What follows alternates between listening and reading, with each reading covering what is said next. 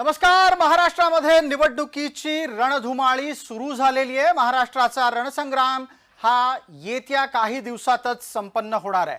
महाराष्ट्र विधानसभेची यंदाची निवडणूक 20 तारखेला होईल आणि 23 तारखेला मतमोजणी होईल।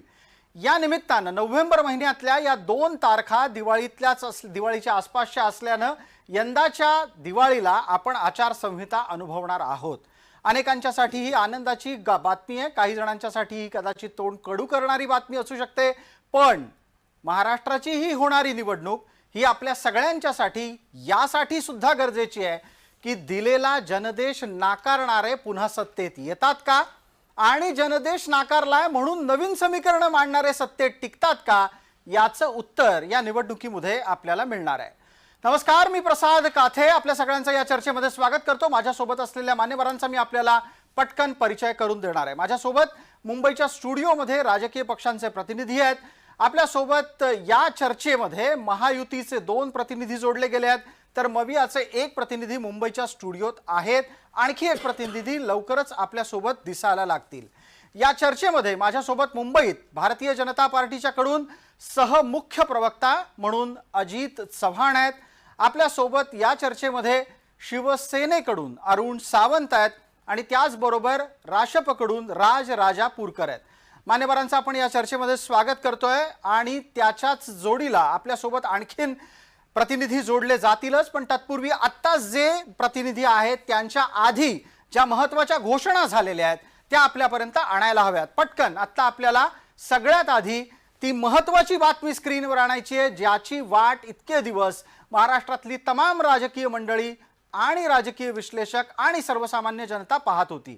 26 नोव्हेंबरला महाराष्ट्र विधानसभेची मुदत संपणार असल्यानं राज्यामध्ये 1,186 मतदान केंद्रांच्या सह 9 कोटीहून अधिक मतदार असतील आणि ते मतदान करण्यासाठी अधिकाधिक सहभागी होतील। स्क्रीनवर आपल्याला गरज आहे ती तारखांची, पटकन तारीख असलेला तपशील स्क्रीनवर येणं गरजेचं आहे। 20 नोव्हेंबर हा महत्त्वाचा दिवस आहे। 20 नोव्हेंबरला निकाल असेल आणि त्याच संदर्भातला तपशील आता समोर येतोय, तोही आपण पाहणार आहोत। 23 नोव्हेंबरला मतमोजणी होईल, म्हणजे थोडक्यात 23 नोव्हेंबरला मतमोजणीचा निकाल असेल। माझ्याकडून मगाशी चुकून 20 नोव्हेंबरला चुकीचा तपशील वाचला गेला। महाराष्ट्राचा रणसंग्राम आपल्या समोर येतोय आणि या 2 तारखा आपल्याला लक्षात ठेवायच्या आहेत। या तारखांमध्ये कोणत्याही प्रकारे तुम्हाला सुट्ट्या घ्यायच्या नाहीयेत। पहिल्या दिवशी मतदान करायचंय आणि दुसऱ्या दिवशी निकाल बघायला घरात थांबायचंय। आमच्या चॅनलवर निकाल बघण्यासाठी आपण सगळेजण जोडलेले असाल अशी माझी अपेक्षा आहे। मान्यवरांपर्यंत आपण पोहोचणार आहोत, तत्पूर्वी हा तपशील आपण आपल्याकडे नोंदवून ठेवा।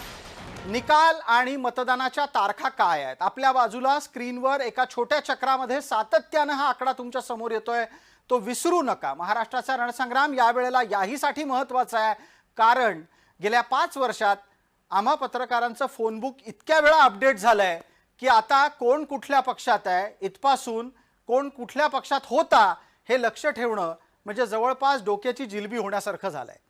माझ्यासोबत असलेल्या विविध मान्यवरांना आपण पटकन जोडून घेऊ। ही सगळी मंडळी, त्यातली खास करून 1-2 मंडळी गेल्या 5 वर्षांपूर्वी वेगळ्या ठिकाणी होती, आता वेगळ्या ठिकाणी आहेत। चर्चेसाठी आपण पटकन आधी अरुण सावंत यांच्यापर्यंत पोहोचतोय। अरुण सावंतांची या चर्चेतली ओळख ही आता शिवसेना प्रवक्ता म्हणून आहे, यापूर्वी ते काँग्रेसमध्ये होते। सावंत साहेब, आता कसं वाटतंय?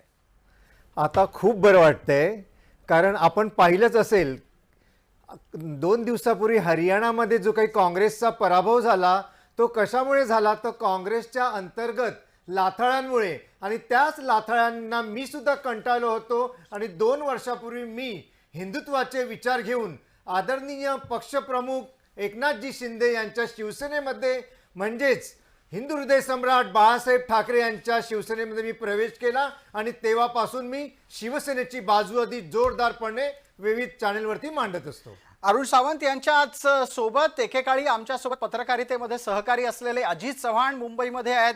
चर्चा राजकारणाची असली तरी पण ती तितकीच खुमासदार आणि रंगतदार व्हायला पाहिजे। अजित, आपण या चर्चेत आलात त्याबद्दल धन्यवाद। अजितराव, प्रामाणिकपणे सांगा, 5 वर्षापूर्वी तुम्हाला कधीतरी वाटलं होतं की तुमचं फोनबुक इतक्या वेळा बदलेल आणि महाराष्ट्राच्या राजकारणामध्ये इतक्या वेळेला लोक इकडून तिकडे करत राहतील? प्रसाद सर, असं अजिबात वाटलं नव्हतं. आणि महाराष्ट्र ज्या गोष्टी करता ओळखला जातो ती म्हणजे आपली राजकीय संस्कृती महाराष्ट्राची ही देशामध्ये आदर्श होती. परंतु आपल्याला माहिती आहे की कशा पद्धतीनं भारतीय जनता पक्षाचा विश्वासघात झाला. भारतीय जनता पक्ष शिवसेनेला महाराष्ट्राच्या जनतेनं सत्तेचं मॅन्डेट दिलेलं असताना सुद्धा भारतीय जनता पक्षाचा विश्वासघात झाला. आणि मला असं वाटतं 20 तारखेला आता मतदान जाहीर झालंय, 23 नोव्हेंबरला मतमोजणी आहे.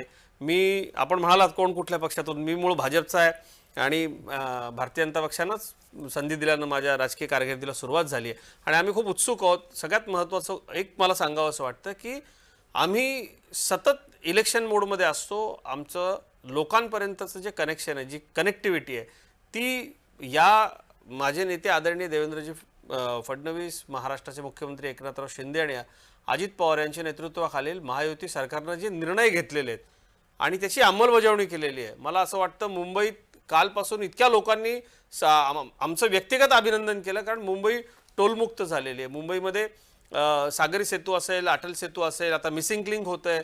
मुंबई पुण्याच्या दरम्यानचा प्रवास अगदी चांगला होईल. शेतकऱ्यांना आम्ही वीज मोफत देतो आहोत, सौर पंप देतो आहोत. जी बिलकुल, या अनुषंगाने अजितराव आपल्याला चर्चेला पुढे न्यायचं आहे आणि आधी एकदा पटकन पाहणार आहोत की नक्की महायुतीचे मुद्दे कुठले आहेत, त्याच समोर मवियाचे मुद्दे कुठले असणार आहेत. ते आपल्या समोर स्क्रीनवर येत आहेत. आपण त्या निमित्तानं चर्चेला पुढे नेऊ. महायुतीच्याकडून सगळ्यात मोठा गेम चेंजर, अर्थात जो तुरुपचा इक्का ज्याला म्हटलं जातं, ती आहे लाडकी बहीण योजना. तर मवियाच्याकडून राज्यातली बेरोजगारी हा मुद्दा प्रामुख्यानं समोर आणला जातोय. पुढच्या स्क्रीनवरचा मुद्दा आपल्या समोर आहे टोल माफी, जी मुंबई महानगर परिक्षेत्रासाठी एक अत्यंत संवेदनशील मुद्दा होता. तोही महायुतीच्याकडून निवडणुकीच्या प्रचारातला महत्त्वाचा मुद्दा म्हणून समोर आणला जाईल. दुसऱ्या बाजूला मवियाच्याकडून महाराष्ट्रातून होणाऱ्या उद्योगांचं पलायन याविषयी चर्चा केली जाईल. पुढचा मुद्दा स्क्रीनवर येईल, तोही पहा. शेतकऱ्यांना दिलेली वीज माफी हा महायुतीच्या साठीचा प्रचाराचा महत्त्वाचा मुद्दा आहे. दुसऱ्या बाजूला मविया तक्रार करताना शेतमालाला दिला जाणारा हमीभाव यावर मत मागणार आहे. महायुतीच्याकडून महामार्ग बांधणी हा मुद्दा समोर आणला जाईल. समृद्धीचा विचार असो किंवा इतर विविध महामार्गांचा विस्तार असो, बांधणी असो, या मुद्द्यावर महायुतीचा चर्चेतला भर राहील. मविया त्याला विरोध करण्यासाठी रस्त्यांची गुणवत्ता, रस्त्यांचे खड्डे हे मुद्दे चर्चेत आणणार आहे. महानगरांमधील सुव्यवस्था याची चर्चा करत असताना महानगरातली दुरवस्था ही मवियाच्याकडून चर्चेत आणली जाईल. मग त्यात अल्पवयीन व्यक्तींवर होणारे अत्याचार, हत्या या सगळ्याच मुद्द्यांना मवियाकडून स्पर्श केला जाईल. आणि याच निमित्तानं आपण पटकन राशपचे प्रवक्ता प्रतिनिधी या नात्यानं राजापूरकर मुंबईच्या स्टुडिओमध्ये माझ्यासोबत आहेत, त्यांच्यापर्यंत आपण पोहोचणार आहोत.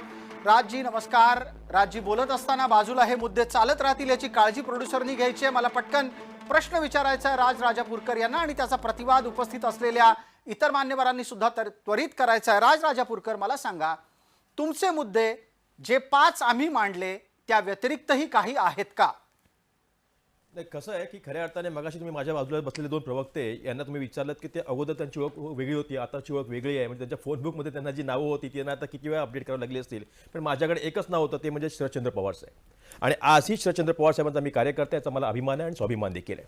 पण सांगायची गोष्ट ही होती की आज आम्हाला महाराष्ट्रामध्ये हे बेरोजगारी असेल, दुरावस्था झाली रस्त्यांची असेल, असे अनेक मुद्दे घेऊन जात असताना त्यासोबतच आम्हाला महाराष्ट्राचा स्वाभिमान, कारण या महाराष्ट्राला कधीही गद्दारी ही पसंत नव्हती. आणि या महाराष्ट्रासोबत जी गद्दारी सत्तेसाठी झालेली आहे ती लक्षात घेतल्यावरती या माझ्या शेजारी बसलेले 2 प्रवक्ते आणि यांच्या असलेले जे काही पक्ष आहेत त्या पक्षांना या महाराष्ट्रातून हद्दपार करण्यासाठी महाराष्ट्रातला शेवटचा म्हणजे अगदी गडचिरोलीचा व्यक्ती देखील स्वाभिमानाची लढाई लढणार आहे. आणि तो स्वाभिमान हा शिव फुले शाहू आंबेडकरांचा असणार आहे, हे मात्र त्या ठिकाणी प्रत्येक कार्यकर्त्याने महाविकास आघाडीमध्ये ठरवलेलं आहे. आणि म्हणूनच महाविकास आघाडी येणाऱ्या काळामध्ये जे चित्र तुमच्यासमोर येईलच 23 नोव्हेंबरला, त्याची एक छोटीशी झलक जी आता लोकसभेच्या निवडणुकीमध्ये आपण बघितलेली आहे की 45 आमचा आकडा पार होईल असे म्हणणारे माझ्या बाजूचे 2 घटक पक्षाचे प्रतिनिधी, ते त्या ठिकाणी मला असं वाटतं की त्यांना साधारणतः 17वरती काहीतरी त्या ठिकाणी समाधान मानावं लागलं. आणि त्याच ठिकाणी महाविकास आघाडी ही 30च्या पार गेली होती. म्हणजे हा आमचं त्या ठिकाणी हे आमचं त्या ठिकाणी कार्य असेल, हा आमचं त्या ठिकाणी लढा असेल. सांगताना आता आज मात्र ह्यांनी किती जरी योजना वाटल्या असल्या तरी त्या योजनांना उत्तर मात्र महाराष्ट्राची जनता देणार आहे. शेतकऱ्यांना वीज माफी हवी की राजापूरकर, हमी एकच भाव हवा मिनिट. आहे मी हे त्या ठिकाणी त्याच्यात ठरवलं आहे. याच्यात हस्तक्षेप करतो आणि पटकन विचारू इच्छितो अजित चव्हाण आपल्याला. अजित चव्हाण, आपणही आता या क्षणी मुंबईच्या स्टुडिओमध्ये आमच्या सोबत आहात. पटकन आपल्याला याची उत्तरं द्यावी लागतील. जे मुद्दे राजापूरकर थोडक्यात काय तर मविया घेऊन मैदानात येणार आहे, तुमच्याकडे त्याची उत्तरं आहेत? प्रसाद सर, उत्तरं आहेत आणि आम्ही नुसते निर्णय नाही घेतले, त्याची अंमलबजावणी केलेली आहे. राजापूरकर साहेबांनी सांगावं की त्यांचे नेते देशाचे कृषी मंत्री 10 वर्ष होते. हमी भावाच्या बाबतीत तुम्ही काय केलं? शेवटी माननीय नरेंद्र मोदीजींना यावं लागलं आणि मोदीजींनी हमी भावाच्या बाबतीमध्ये निर्णय घेतले. असे निर्णय घेतले आणि इतके नीट निर्णय घेतले की त्याचे अतिशय दुर्गामी परिणाम भविष्य काळामध्ये होणार आहेत. शेतकऱ्याला मदत देताना काय तुमचे निकष होते, काय परिस्थिती होती? 1 रुपयामध्ये शेतकऱ्याचा विमा निघतो. आता तुम्ही महाराष्ट्रामधल्या शेतकऱ्यांना दुष्काळाचे पैसे मिळालेले आहेत. महाराष्ट्रातल्या शेतकऱ्यांना जिथं जिथं त्यांचं नुकसान झालं त्या वेगवेगळे विषय वेगवेगळ्या विभागवार आहेत, त्या सर्व शेतकऱ्यांना ती मदत मिळालेली आहे. 12,000 रुपये आज शेतकऱ्याच्या खात्यामध्ये येत आहेत. मला फक्त इतकंच त्यांना सवाल विचारायचा आहे की शेतकरी, कामगार, कष्टकरी, राज्यामधले वेगवेगळे समाज आणि ओव्हरऑल इन्फ्रास्ट्रक्चरचा विकास याच्याकरता काय केलं आपलं सरकार असताना? मुंबईची मेट्रो आधीच आली असती, ती यांच्या नाकर्तेपणामुळे आली नाही. आपण रस्त्यावरच्या खड्ड्यांच्या बाबतीत म्हणतात, MMR रिजनमध्ये आणि राज्यामध्ये सर्वाधिक रस्त्यांचं जाळं विणणारं आमचं सरकार आहे. मागच्या 2.5 वर्षात काहीच केलं नाही. आज MMRच्या परिसरामध्ये जा, राजापूरकर साहेब राहतात त्या घोडबंदर रस्त्याला 500 कोटी रुपये. आज जर तुम्ही त्या ठिकाणी गेलात, मुंबईच्या आसपासच्या उपनगरांमध्ये सिमेंट कॉन्क्रीटचे रस्ते आहेत. हे असं अजिबात नाही आहे. सावंत साहेब चांगलं सांगू शकतील. आम्ही मुंबईमध्ये 20 वर्ष पाहतोय. आम्ही अक्षरशः इतका पैसा खाल्ला रस्त्यांमध्ये ठाकरे गटानं. चांदीचे रस्ते झाले असते मुंबईला, चांदीचा पत्र अख्ख्या मुंबईतल्या रस्त्यांना लागला असता. हे का होतंय? हे नामदार एकनाथ शिंदे साहेबांनी ओळखलं, हे देवेंद्रजींनी ओळखलं आणि माझे नेते आदरणीय देवेंद्र फडणवीस हे तर इन्फ्रास्ट्रक्चर मॅन आहे. महाराष्ट्र परकीय गुंतवणुकीमध्ये नंबर 1 आहे. 55,000 कोटींचा समृद्धीसारखा मोठा प्रकल्प देवेंद्र फडणवीस साहेबांनी आणला.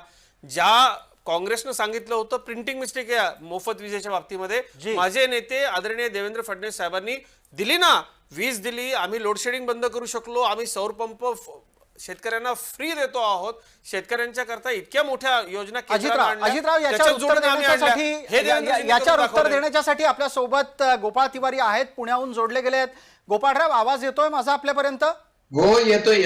आपलं उत्तर सुरू करा पटकन, वेळेची मर्यादा आहे. एकच मिनिट की शरद पवार साहेबांनी काय केलं हा प्रश्न विचारताना, शरद पवार साहेबांनी या देशामधली सगळ्यात मोठी कर्जमाफी कृषी मंत्री असताना स्वतः अजयजी ज्यावेळेला टीव्ही चॅनलवरती एक प्रवक्त्याच्या माध्यमातून काम करत होते त्यावेळेला ह्यांनी स्वतः म्हटलेलं आहे. त्यामुळे याच्यामध्ये आणि आज ते एका राजकीय पक्षाचे प्रवक्ता म्हणून या ठिकाणी बाजू मांडतायत. मला नवल या गोष्टीचं वाटतं, मला गोष्टीला नवल वाटतं की अख्खं जग, ज्या शरद पवार साहेबांचा कृषी मंत्री असताना अख्ख्या देश अभिमान करतो. 10,000 कोटी रुपये. दुसरी गोष्ट, शेतकऱ्यांचं कर्ज माफ अजयजी करण्याची तुम्ही बोलत भूमिका असताना मध्ये बोललो नाही, आम्ही उत्तर देता आलं असतो. अजयजी अगदी थोडक्यात कंप्लीट करतो. अजयजी आपली पाहून याचं उत्तर द्या ना घ्या. आपण. दुसरी गोष्ट अशी होती की कापसाला हमीभाव देण्यासाठी अख्खा विदर्भ रस्त्यावरती उतरला. अख्खा विदर्भाचा शेतकरी ज्यावेळेला रस्त्यावरती उतरला त्यावेळेला एकनाथजी शिंदे साहेब सन्माननीय मुख्यमंत्री यांना त्या ठिकाणी गाडीतनं पळ काढावा लागला. ही वास्तविकता टीव्ही चॅनलच्या माध्यमातून आम्ही पाहिली. मग तुम्ही मला सांगता की हमीभाव मिळाला दिला म्हणजे अगदी ज्या वेळेला निवडणुका तोंडावर आल्या त्यावेळेला 3 महिन्यामध्ये 1750 योजना त्या लोकांना मिळाल्या आहेत की नाही मिळाल्या त्याचं त्या ठिकाणी लोकांपर्यंत पोहोचल्यात की नाही पोहोचल्यात काही नाही. अशा प्रकारची जर तुम्ही त्या ठिकाणी राज्यामध्ये जर तुम्ही प्रशासकीय व्यवस्था चालवत असाल तर मला असं वाटतं की दुसरी दुर्दैवी राजापूरकर, मी यासाठी हस्तक्षेप करतोय कारण चर्चेमध्ये आपलेच एक सहकारी गोपाळ तिवारी पुण्याहून जोडले गेले आहेत. त्यांची वेळ सुरू होत होती, तेवढ्यात आपण बोललात. मी पटकन गोपाळरावांना संधी देतोय. गोपाळराव, आपण बोलणार आहात आणि त्याचा प्रतिवाद करण्यासाठी आपल्यासोबत अरुण सावंत आहेत. गोपाळरावांच्या मुद्द्यांना ते खोडून काढतील आणि मग चर्चेला आपण आणखीन पुढे नेऊ. बिलकुल, पण आपण एक सभ्यता पाळूया, एकमेकाच्या मध्ये बोलूया नको. प्रसादजी, आपण एक चांगला मुद्दा घेतला, आपलं अभिनंदन. कारण महाराष्ट्राच्या जनतेला पुन्हा एकदा जागरूक होण्याची गरज आहे, कारण महाराष्ट्राचं भवितव्य आहे. एक काळ होता की जो महाराष्ट्र 2 नंबरला होता. आंतरराष्ट्रीय उद्योगपती रुचिर शर्मा यांनी अमेरिकेमध्ये हे वक्तव्य केले की एक काळ महाराष्ट्र होता 2014 पूर्वी 2 नंबरला होता, तो आता 11 नंबरच्या पुढे गेलेला आहे. दुसरं, आता आमचे मित्र अजित चव्हाण वारंवार ते शेतकऱ्यांचं चिंतून वाजवत आहेत. राहुल गांधी असतील किंवा हे तुमचे पाळलेले उद्योगपती असतील, हे परदेशातच जाऊन आम्ही मागे हे का सांगतो? महाराष्ट्र आज सुद्धा 1 नंबरलाच आहे. देशामध्ये ठीक आहे, तुम्ही टीका करा. परदेशामध्ये करू कुठून नका, लोक रडीचा तुमचे डाव करू नका. पित्रोदा आता काका रडीचा शोधायला डाव गेले. करू नका. गोपाळजी सध्या आता महाराष्ट्राचा आकडेवारी कुठून आणली? महाराष्ट्राचा विकास नंबर एक आहे 10% 10%च्या वर आणि काय बोलतो सांगता आपण हे व्यक्तिगत घेऊ नका, परंतु आमचा देश कसा मागे चाललाय, राज्य कसं खड्ड्यात चाललंय, ही खोटी माहिती का सांगतो तुम्ही लोकांना? निदान महाराष्ट्रीय भारतीय असेल तर ऐकायला ज्या शिका. तुम्हाला तुमचा वेळ आहे, आंतरराष्ट्रीय त्याच्यात काय बोलायचं पातळीवरच्या ते बोला. संस्थांनी गौरवलेल्या आहेत. त्याच्यात काय त्याला बोलायचं तरी ते बोला. गोपाळभाई आपण त्याच्यात काय बोलायचं चांगल्याला ते चांगलं बोला. म्हणा ना.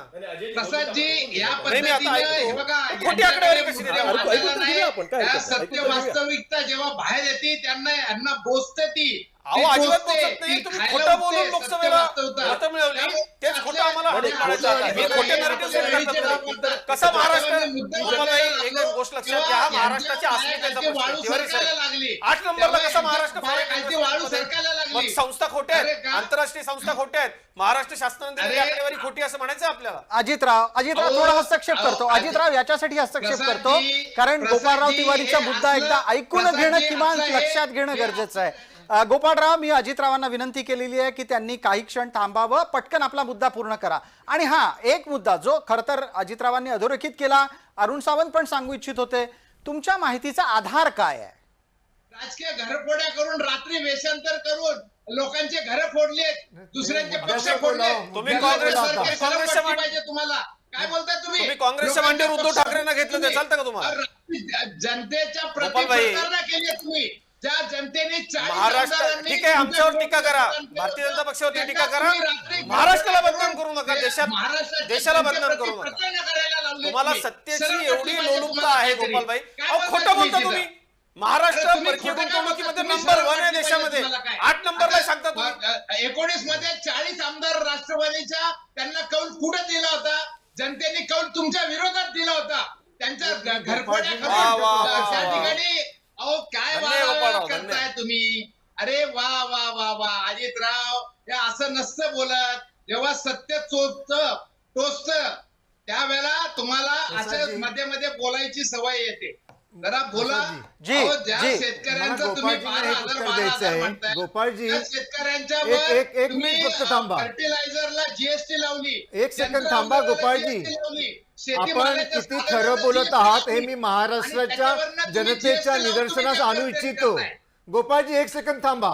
पहा, या राज्यातील या राज्यामधील सर्व महत्वाची वर्तमानपत्र आज आपल्या संपादकीय लेखामध्ये छाती ठोकपणे लिहत आहेत की हा जो काही महाराष्ट्र आहे हा सध्या गुंतवणुकीमध्ये आणि ऐका जरा प्रगतीमध्ये त्याची जी प्रगती महाराष्ट्राचा जो विकास दर आहे तो सध्या 10% वर आहे. हे सर्व संपादकीय सांगत आहेत. हवं असेल तर मी तुम्हाला पुराव्यासकट सांगतो. हे काय म्हणतात ते ऐका तुम्ही. हा महाराष्ट्र कर्जाच्या डोंगरात चाललेला आहे. हो ऐका. याला मी उत्तर देतो, अरुणभाई. होय, जरूर. या राज- ग्राउंडवरून बाहेर काढण्यासाठी मी तुम्हाला याचं उत्तर देतो. राज राजापूरकरजी यांचं सावंत साहेबांना वाक्य मी ऐका. म्हणतो, सावंत साहेबांचं म्हणणं किती खरं आहे. संपादकीय नाही तर महाराष्ट्रातले अनेक वृत्तपत्रे म्हणतायत पण आपण अभ्यास केला पाहिजे. राजभाई, मी तुम्हाला आकडेवारी अगदी बरोबर सांगतो. आहे. राज राजापूरकरजी, आपल्या माहितीसाठी सांगतो मी की असं कोणतंही सरकार याच्या अगोदर झालं नाही ज्यांनी हे राज्य चालवण्याकरता कर्ज काढलं नाही. कर्जावरतीच राज्य चालत आलेली आहे. आणि तुम्ही काय सांगता? आज सावंत साहेबांच्या पक्षाचे सरदार सन्माननीय मुख्यमंत्री राजी. शिंदे साहेबांनी 2020 मध्ये म्हटलं होतं की टोल मुक्ती करता येणार नाही, त्याच्यामुळे राज्याच्या शासनाच्या अर्थकारणावरती खूप मोठा भार येईल. आणि आजच राज्याचे 26 ला मुख्यमंत्री मुंबई इंडियन्स संपतोय. टोल मुक्ती MMRDA पंचशे राज्य सरकार देणार आहे. की हा टोल कमी झाला पाहिजे, बंद झाला पाहिजे, याकरता आदरणीय मुख्यमंत्री न्यायालयात धावले होते. आणि आपण काय सांगता? आपल्याला माहिती नाहीये म्हणून आपण चुकीची माहिती पुरवित आहात. राजी. खुद्द मुख्यमंत्री राजी. न्यायालयात गेले नाही, होते नाही. टोलला घेऊन. सावंत साहेब आपण अगोदर कुठे राज- होता? आता अहो, कुठे मी आहात? कुठे यायला याचा- वाटत नाहीये. राजी, हे- कुठे हे- आहे याला बघा. आपण मी काय बोलतोय मी तुम्हाला उत्तर देतो. अहो, एकनाथ शिंदे साहेबांनी हा टोल बंद या व्हावा म्हणून राज्याचे आंदोलन केलं. तुम्ही ठाण्यात राहता, हे घोडबंदरला स्वतः राहता. न्यायालयामध्ये टोल माफीसाठी त्यांनी स्वतः केस केली होती. आणि त्या त्यांनी घोडबंदरच्या स्वतः ही रस्त्यामध्ये केस रस्ता लढली सापडत होती. नाहीये. तुम्हाला ही माहिती 550 नसेल कोटी का दिलेले आहेत. आपण न्यायालयाची 550 माहिती कोटी मागवावी दिलेले तेव्हा आहेत. आपल्याला याचा कळेल. नाही आहे. खुद्द न्यायालयाची माहिती मागवावी. एक मिनिट,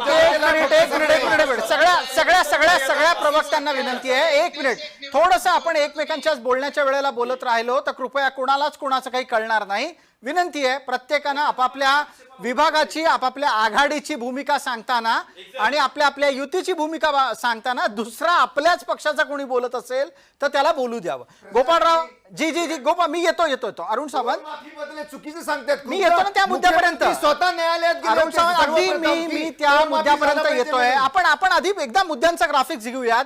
ते ग्राफिक्स बाजूला चालतंय त्या अनुषंगाने एक एक टप्पा पुढे घेणं गरजेचं आहे चर्चेत. कारण तुम्ही ज्या वेळेला एकेका मुद्द्याच्या आधारे पुढे सरकाल त्यावेळेला अधिक जनतेपर्यंत नीट आणि वेगवान पद्धतीनं पोहोचू शकाल. पहिला मुद्दा आहे कुठला? एका बाजूला तुमच्याकडे आहे लाडकी बहीण योजना, विरोधकांच्याकडे आहे बेरोजगारी. मी एकेकाला संधी देतो पटकन. आधी पहिल्यांदा मुद्दा आपण हा घेऊयात की लाडकी बहीण योजनेचा अजितराव नक्की राजकीय लाभ आहे का खऱ्या अर्थानं अडल्या नाडल्या बहिणींना देऊ केलेली ती मदत आहे? नाही, ती आडल्या नडल्या बहिणींना देऊ केलेली मदत आहे, तो त्यांचा अधिकार आहे. आणि मला असं वाटतं की महाराष्ट्रामध्ये अशी हिंमत दाखवणारं सरकार आहे, हेच लाडक्या बहिणींच्यासाठी आनंदाची गोष्ट आहे. मला एक गोष्ट आपल्याला प्रसादजी सांगायची आहे. या ज्या आमच्या बहिणी आहेत त्या ऑनलाईन शॉपिंगवरती हे पैसे खर्च करणार नाहीत किंवा इतर गोष्टींवर खर्च करणार नाहीत. ते ग्रामीण भागामधल्याच छोट्या व्यापाऱ्यांकडे हा पैसा खर्च करतील. 40-40 हजार कोटी रुपये जर वर्षाला मार्केटमध्ये आले तर त्याचा अर्थव्यवस्थेला किती मोठा फायदा होईल याचा देखील विचार झाला पाहिजे. आणि मला असं वाटतं की पायाखालची वाळूच सरकल्यामुळं काँग्रेसकडून जी टीका होते, आता आम्ही महालक्ष्मी योजना आणू, एकच फक्त मला आता आक्षेपाला जी- एका छोट्याशा आक्षेपाला राजापूरकरांच्या मला उत्तर द्यायचंय. नाही एक मिनिट, आता आपण मुद्द्याला आपण मुद्द्याला धरू. मर्यादा असते. अजितराव मुद्दा सरकेल मला पटकन जाऊ देत की गोपाळराव तिवारींपर्यंत. आपण असं म्हणालात की ही अडल्या नाडल्या बहिणींना केलेली मदत आहे, काँग्रेसला ती खुपतीये, पटत नाही, हा आक्षेप आहे. गोपाळराव तुमच्याकडे उत्तराच्यासाठी येतोय, तर्काच्या आधारे उत्तर द्या. कारण सगळ्यात मोठा महाराष्ट्रातला प्रचार आत्ताच्या घडीला हा सुद्धा आहे की ज्या वेळेला गरजवंताला मदत करायला महायुतीचं सरकार प्रयत्न करत होतं त्यावेळेला तुमची मंडळी न्यायालयात गेली. ज्या वेळेला ज्या निर्णयांची अंमलबजावणी होऊ शकत नाही असं शेवटच्या क्षणाला हे निर्णय लादून स्वतःचा पुरुषार्थ, खोटा पुरुषार्थ दाखवू पाहतात, नाही, तो गोपाळ भाई, पोकळ आहे. हा स्तर या घस- 3-4 एकदम स्तर घसरला. बघा, आता पुरुषार्थ ऐकून द्या, पुरुषार्थ वगैरे ऐका, कसं काय? ऐका. हा, ऐका. नाही, नाही, आपण शब्द मला मागे घ्या. सांगतो. दुसरा कुठला एखादा शब्द आमच्या वापरा, माझी जाहीर- विनंती आहे. आमच्या जाहीरनाम्यात आहे या आपण योजना. राष्ट्रीय आम्ही वृत्तवाहिनीवरती संजय गांधी, आमचा अंबुले पुरुषार्थ साहेब काढाल असताना संजय तर मी गांधी बरंच काही काढू शकतो. काढू का? लागू केली. तुमच्या विधवा भगिनींना माझी ती त्यावेळेला सवय नाही. मदत देऊ केली. गोपाल भाई. वृद्धांना त्यावेळेला मदत दिली आणि संजय गांधी निराधार योजनेच्या माध्यमातून नाही, आणि आपण- कायमस्वरूपी आपण हा शब्द मागे घ्या. त्या माझी बहिणीचं विनंती आहे आपल्याला. उत्तरदायित्व घेतोय. आपण यांच्यासारखं संसदीय आज शब्दांचा हे वापर म्हणताय, केला पाहिजे. त्या मतभेद ठिकाणी जरूर अनेक असतील, फॉर्म पण भरलेले भाषेचा आहेत. स्तर तिथं भाषेचा त्या स्तर आपण उत्पन्नाच्या इतका खाली आणू त्या नका. ठिकाणी त्या लाडक्या बहिणींची केस पात्र ठरत नाही. प्रत्यक्षामध्ये आता गेले 4 माझी विनंती आहे प्रसाद काटे साहेबांना. हे जे असंसदीय शब्द आहे, पुरुषार्थ वगैरे, म्हणजे आम्ही सांगू शकतो ना, काँग्रेसचा ती पुरुषार्थ गोपाळरावांची काय पद्धत आहे. आपण गोपाळरावांना त्या निमित्तानं विनंती परत एकदा करूयात. गोपाळराव तुमचा पुरुषार्थ हा शब्द असंसदीय असल्याचा आक्षेप आहे. उत्तरापर्यंत जाणं गरजेचं आहे आणि उत्तर काही अद्याप सापडलेलं नाही की ज्या वेळेला उत्तर मी देतो त्यांच्या वतीने काँग्रेसचं उत्तर. तुम्ही प्रसादजी, जुन्या मोड मध्ये चाललात का ऐका, अरुणराव? ऐका. ज्या अरुणराव वेळेस तुम्ही आता कोर्टात काँग्रेसचे गेले, प्रवक्ते नाही आहात. ज्या वेळेस हे कोर्टामध्ये गेले लाडक्या बहीण योजनेच्या विरोधात, जी. तेव्हा खुद्द मुंबई हायकोर्टाने काँग्रेसला थप्पड मारली, या महाविकास आघाडीला थप्पड मारली आणि त्यांनी सांगितलं अंडर आर्टिकल 15 प्रत्येक राज्य सरकारला हा अधिकार आहे. एखादी जर ती समाज योपिकीचं घटना हे जर आणत असतील योजना खास करून स्त्रियांकरता तर ते आणू शकतात. त्यामुळे ही योजना बंद करण्यात येणार नाही हे स्पष्टपणे हायकोर्टाने अरुणराव सांगितले आहे. याच्याच संदर्भातला गोपाळरावांचा मुद्दा अद्याप संपलेला नाही. गोपाळरावांना याचं उत्तर द्यायला लागेल. गोपाळराव ऐका जरा. गोपाळराव ऐका, प्रश्न माझा ऐकून घ्या. आवाज येतोय ना? मला याचा खुलासा करा. आपण न्यायालयात कोणत्या मुद्द्याच्या आधारे गेलात? काँग्रेस कोणत्या आधारे लाडकी बहीण योजनेच्या साठी पैसा दिला जाऊ नये असं म्हणत न्यायालयात गेली? आणि प्रसादजी एक वेळा नाही 2 वेळा हे गेले, 2 वेळा. एक आता त्यांचा वडपल्ली कोणतरी तो सुद्धा सध्या प्रयत्न करतोय ही योजना पुन्हा बंद करावी म्हणून. परंतु या राज्यातील महिला हे सर्व प्रकरण हाणून पाडते आणि कोर्टाला सुद्धा ही योजना बंद करणं मान्य नाहीये. तेव्हा हे आता तोंड घशी पडलेली आहेत. ही योजना महिला या राज्यातील जवळजवळ 1.5 करोड महिला यांना आता थप्पड लगावणार आहे आणि यांची झोप त्यामुळे उडालेली आहे. ठीक आहे अरुण सावंत, गोपाळरावांचं उत्तर घ्या. गोपाळराव मुद्द्यावर या फक्त.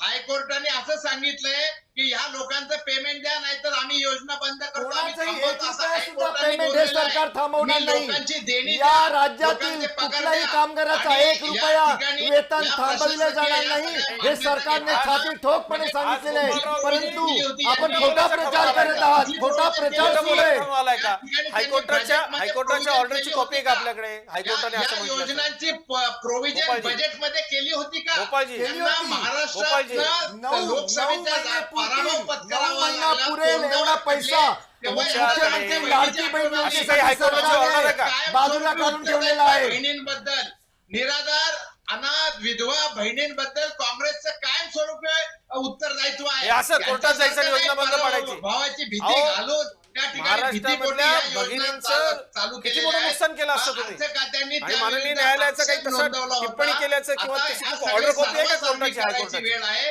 आणि ज्या तसाच सर निर्णय माझा जे स्पष्टपणे लागू आरोप आहे शकत नाही, काँग्रेसवाल्यांनी त्या लोकसभेला ठिकाणी खोटं अशा- बोलून याच्यावर- जी मतं मिळवली ना एक सोबत त्याच्यातून ठीक आहे, बाहेरच तसं येत नाही. याच्यावर एक खोटं एक बोलायचं, मिनिट थांबा. प्रत्येक अजितराव गोष्टीत खोटं अजितराव बोलायचं. एकच मिनिट. आपण जर राजापूरकर काँग्रेसचे यांचं प्रशासक तर- राजजी मी आपल्याला संधी देतोय. राजापूरकर यांचं एक 10 सेकंदामध्ये आपण 20 सेकंदामध्ये उत्तर घेऊ आणि काही राजकीय विश्लेषक आपल्यासोबत जोडले गेले, त्यांनाही या चर्चेत सहभागी करून घ्यायचंय.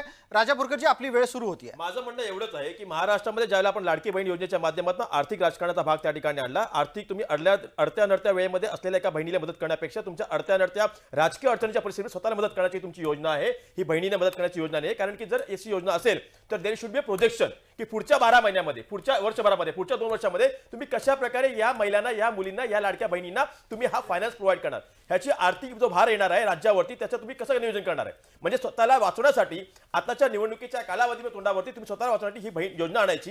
त्यातून जर मी पुढे त्यातून जर तरलो तर ठीक आहे, नाही तरलो तर मग हे जे येणारं सरकार असेल त्याच्या माथ्यावरती मारायचं.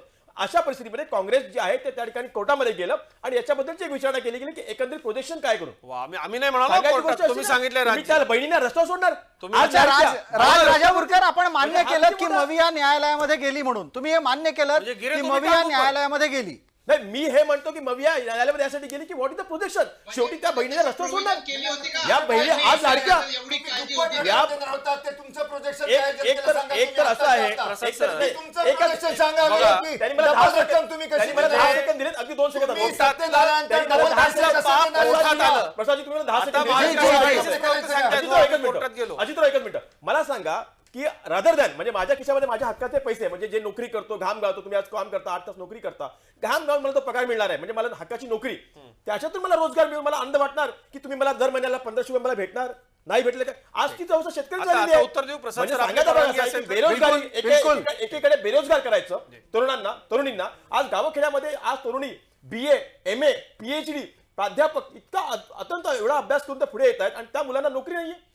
येस म्हणून आता नोकरी नाही त्यांच्या. एवढा मोठा बेरोजगारीचा प्रश्न आहे. ज्या काय आता आणि इकडे योजना म्हणतात की आल्या आम्ही त्या त्याच्या करताच आणलेल्या आहेत. आम्हाला- म्हणून आम्हाला- आज स्टायपेंड सारखी योजना जी सुरू केली महाराष्ट्र राज्य प्रसादजी, सरकारने, आपली एकच परवानगी सेकंद असेल तर अजून- त्यामध्ये अतिशय अवघ्या 5 चांगला सेकंदमध्ये उत्साह आहे. सिल्लोडमध्ये लोकांना आज ट्रेनिंग दिली जात माझे आहे. भाऊ त्या उत्तर ट्रेनिंगमुळे घ्या. त्यांना अरुण रोजगार सावंतांच्या मिळवणं पक्षाचे अतिशय पक्षाचे राज्य- जे आता अब्दुल उत्तर सत्तार, एकच मिनिट बघतो आता उत्तर घ्या ना आपण. एकच सेकंड एवढे आक्षेप माझे केले, उत्तर माझे तर घ्या. सहकारी मित्र उत्तर घ्या. अरुण सावंत यांच्या पक्षाचे एक नेते अब्दुल सत्तार यांच्या सिल्लोडमध्ये लिटरली तुम्ही- माझ्या त्या बहिणींनी साड्या फेकून मारल्या तोंडावरती. का फेकून मारल्या? अहो, त्या तुमच्या- अगदी तुमच्या थर्ड क्लास राष्ट्रवादी क्वालिटी, काँग्रेसच्या अगदी थर्ड काँग्रेसची क्लास क्वालिटीच्या त्या साड्या होत्या. भाड्याने आणलेली. म्हणजे तुम्ही असे भाडोत्री म्हणजे माणसं तुम्ही आणता त्या आणि बहिणींचा शोभाजी अपमान करता. सत्य नाही अहो, आहे. त्या याला अब्दुल technical सत्तारांच्या उत्तर द्या. तोंडावरती फेकून मारलेल्या साड्या अब्दुल हे सत्तारांच्या सांगतायत सभेमध्ये की आली हा होती. महाराष्ट्र सत्य येणाऱ्या निवडणुकीत निवडणुकीमध्ये आला. तुम्हाला तुम्ही तुम्ही सगळ्या समाजाला दाखवून देणार आहे. कळलं ते. त्यामुळे मी अरुणजी तुम्हाला- आणि दोन अजितजी मिनिटात राज्य- तुम्ही राज्य. किती टाव फोडला राज्य- तरी महाराष्ट्राची जनता सुजाण आहे. ठीक आहे. येणाऱ्या एक निवडणुकीच्या उत्तर- काळामध्ये उत्तर आता घ्या. या आक्षेपांवर उत्तरासाठी मर्यादित वेळ आहे. आपल्याला एक पटकन छोटी विश्रांती घेऊन लगेच परत येते. अजितराव, टीव्हीची भाषा आपल्याला कळते. लगेच ब्रेकसाठी मी जाण्यापूर्वी उत्तर तुमच्यासाठी मोजून 1 मिनिट. प्रसादजी, काँग्रेसच्या जे पोटात आहे ना ते ओठामध्ये आलं. आमच्या लाडक्या बहिणींना माननीय न्यायालयानं सांगितलं की अशा पद्धतीनं योजना राबवण्याचा अधिकार सत्ताधारी पक्षाला आहे, सरकारला आहे. तरी सुद्धा या योजनेच्या कशा पद्धतीनं बदनाम्या करता येतील, योजना कशी थांबवता येईल, महिलांना पैसे मिळणार कसे नाहीत. शेवटी एक गोष्ट आपण लक्षात घेतली पाहिजे की आता हे इतक्या पोटतिडकीनं बोलतायत. आम्ही विद्यार्थ्यांच्या करता स्टायपेंडची योजना आणली, आम्ही तरुणींच्या करता स्टायपेंडची योजना आणली, आम्ही तरुणींना शिक्षण पूर्णपणे टेक्निकल एज्युकेशन सह सगळं शिक्षण मोफत केलंय. अहो साधा ओबीसी आयोगाला संविधानिक दर्जा यांनी दिला नाही. मंडल आयोग आल्यापासून 40,000 डॉक्टर्स त्या माध्यमातून आले असते, ते माननीय नरेंद्र मोदीजींनी केलं. आणि मला एक सांगा की ज्या पद्धतीनं काँग्रेसनं दलित, आदिवासी, मुस्लिम या आमच्या बंधू भगिनींना इतकी वर्ष फसवत ठेवून त्यांची मतं घेतली, ते खऱ्या अर्थानं आता जागृत झालेले ठीक आहे. आहे. मागच्या आपल्याला निवडणुकीत वेळेची सुद्धा मर्यादा आहे, यांनी जे त्याच्यामुळे खोटं अजितराव बोलले, थोडं ते थांबवतो. खोटं आपण आता सुरुवात करतोय आणि मला वाटतं की राजकीय विश्लेषकांची भूमिका एकदा आधी पटकन नोंदवून घ्यावी. पांडुरंग म्हस्के आपल्यापर्यंत येतो, आवाज येतोय माझा आपल्याला? आपण कृपया पटकन या गोष्टीचा अधिक खुलासा करा की तुमच्या लेखी या निवडणुकीमध्ये कोणत्या मुद्द्यांवर लोकांना मतदान करायचं आहे. मागच्या वेळेला 2019 मध्ये आपल्याला आठवत असेल, महायुतीचं सरकार लोकांनी बहुमतात निवडून दिलं होतं, मात्र त्यात उद्धव यांनी वेगळी भूमिका घेतली आणि पुढे राजकारणाचा नवा सारीपाट आपल्या समोर आला. लोक हे लक्षात ठेवून यावेळेला मतदानाला जातील का, हा प्रश्न यासाठी पांडुरंगजी, कारण राज ठाकरेंनी हा मुद्दा लावून ठेवायचं ठरवलंय. ते सरळ सांगतायत, ज्यांनी जनादेश मोडला त्यांना मतदान करू नका. तुम्हाला काय वाटतंय? या निवडणुकीमध्ये जनादेश मोडला किंवा या ज्या चर्चा ज्या आहेत त्या फारशा कामाला येतील असं मला वाटत नाही. कारण मुळात लोकांच्या जगण्याचे जे प्रश्न आहेत ते तितके टोकदार झालेले आहेत की त्याला उत्तर हवी आहेत राज्यकर्त्यांकडून. आज लोकांना राज्यकर्ते कोणत्या पक्षाचे आहेत, कोणत्या विचाराचे आहेत याच्याशी जास्त घेणं राहिलेलं नाहीये. त्यापेक्षा ते आमच्या रोजच्या जीवनातील गोष्टी द्या. त्यामुळेच ही जी लाडकी बहीण योजना जी आहे ती जशी राजकीय, सामाजिक आणि आर्थिक अशा तिन्ही विषयावर तिचा विचार करावा लागेल. आणि राजकीय विषयावर विचार करताना त्याचं ज्या बहिणींना पैसे मिळणार आहेत ते पैसे मतांमध्ये त्याचं कन्व्हर्शन होणार आहे की नाही हा त्याचा राजकीय विचार करावा लागेल. आर्थिक बाब विचारात घेताना जसं अजित चव्हाण मगाशी म्हणाले की मार्केटमध्ये त्याचं बूस्ट होणार आहे, नक्कीच होणार आहे. कारण 46,000 कोटी वर्षाला जर का ग्रामीण बाजारपेठेमध्ये किंवा शहरी बाजारपेठेमध्ये जर का राज्याच्या जर आले तर ते छोट्या छोट्या व्यापाऱ्यांकडे जाणार आहेत आणि त्याचं मार्केटला बूस्ट मिळेल. ही बाब खरी जरी असली तरी त्याचा राज्याच्या तिजोरीवर अनावश्यक बोजा किती पडणार आहे आणि त्याची प्रोव्हिजन आपण कशी करणार आहोत हे राज्यकर्त्यांचं काम आहे. म्हणजे आर्थिक विषयावर ते आहे. जी, पटकन या निमित्तानं मग आता पुढे हेमंत भोसले यांच्यापर्यंत पोहोचू.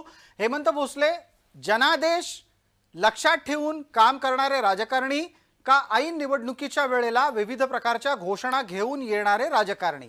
मतदार नक्की कोणत्या मुद्द्यांवर लक्ष देतो? का विधानसभेच्या वेळेला आपला ओळखीचा उमेदवार आहे की नाही, हा उमेदवार आपल्याला वेळेला उपयोगी पडणार आहे की नाही, आणि आत्ता गेल्या 6 महिन्यात माझ्या गरजेच्यासाठी हा उमेदवार, हा नेता किती उपलब्ध होता, हेच मुद्दे महत्वाचे असतात. हेमंत भोसले. नाही, विधानसभेच्या या निवडणुकीत विशेषतः स्थानिक मुद्दे जे आहेत ते तर महत्वाचे असतातच, परंतु तो लोकप्रतिनिधी लोकांशी किती कनेक्ट मध्ये राहतो. म्हणजे विशेषतः जर तुम्ही ग्रामीण भागात जर बघितलं तर तिथं दहाव्याला जाणारा पाहिजे, तिथं बारशाला जाणारा पाहिजे, लग्नाला जाणारा पाहिजे. हे जे कनेक्शन असतं की हे लोक एकमेकांना जे कनेक्ट असतात, बऱ्याच ठिकाणी तर असं असतं की तुम्ही आमचं एखादं काम नका करू पण आमच्या कार्यक्रमाला या, आमच्या समारंभाला या. तिथं आमदार जाणं म्हणजे प्रतिष्ठेचं लक्षण असतं. आणि हे जर कनेक्शन असेल तर तिथे पक्षाचा फारसा इफेक्ट होत नाही असं मला वाटतं. बिलकुल, चर्चेला पुढे नेऊयात. पांडुरंगजी म्हस्के आहेत आणि त्याचबरोबर हेमंत भोसले आणि आपल्यासोबत पांडुरंग सांडभोर सुद्धा आहेत. नमस्कार सांडभोरजी, माझा आवाज आपल्यापर्यंत पोहोचतोय पुण्याला?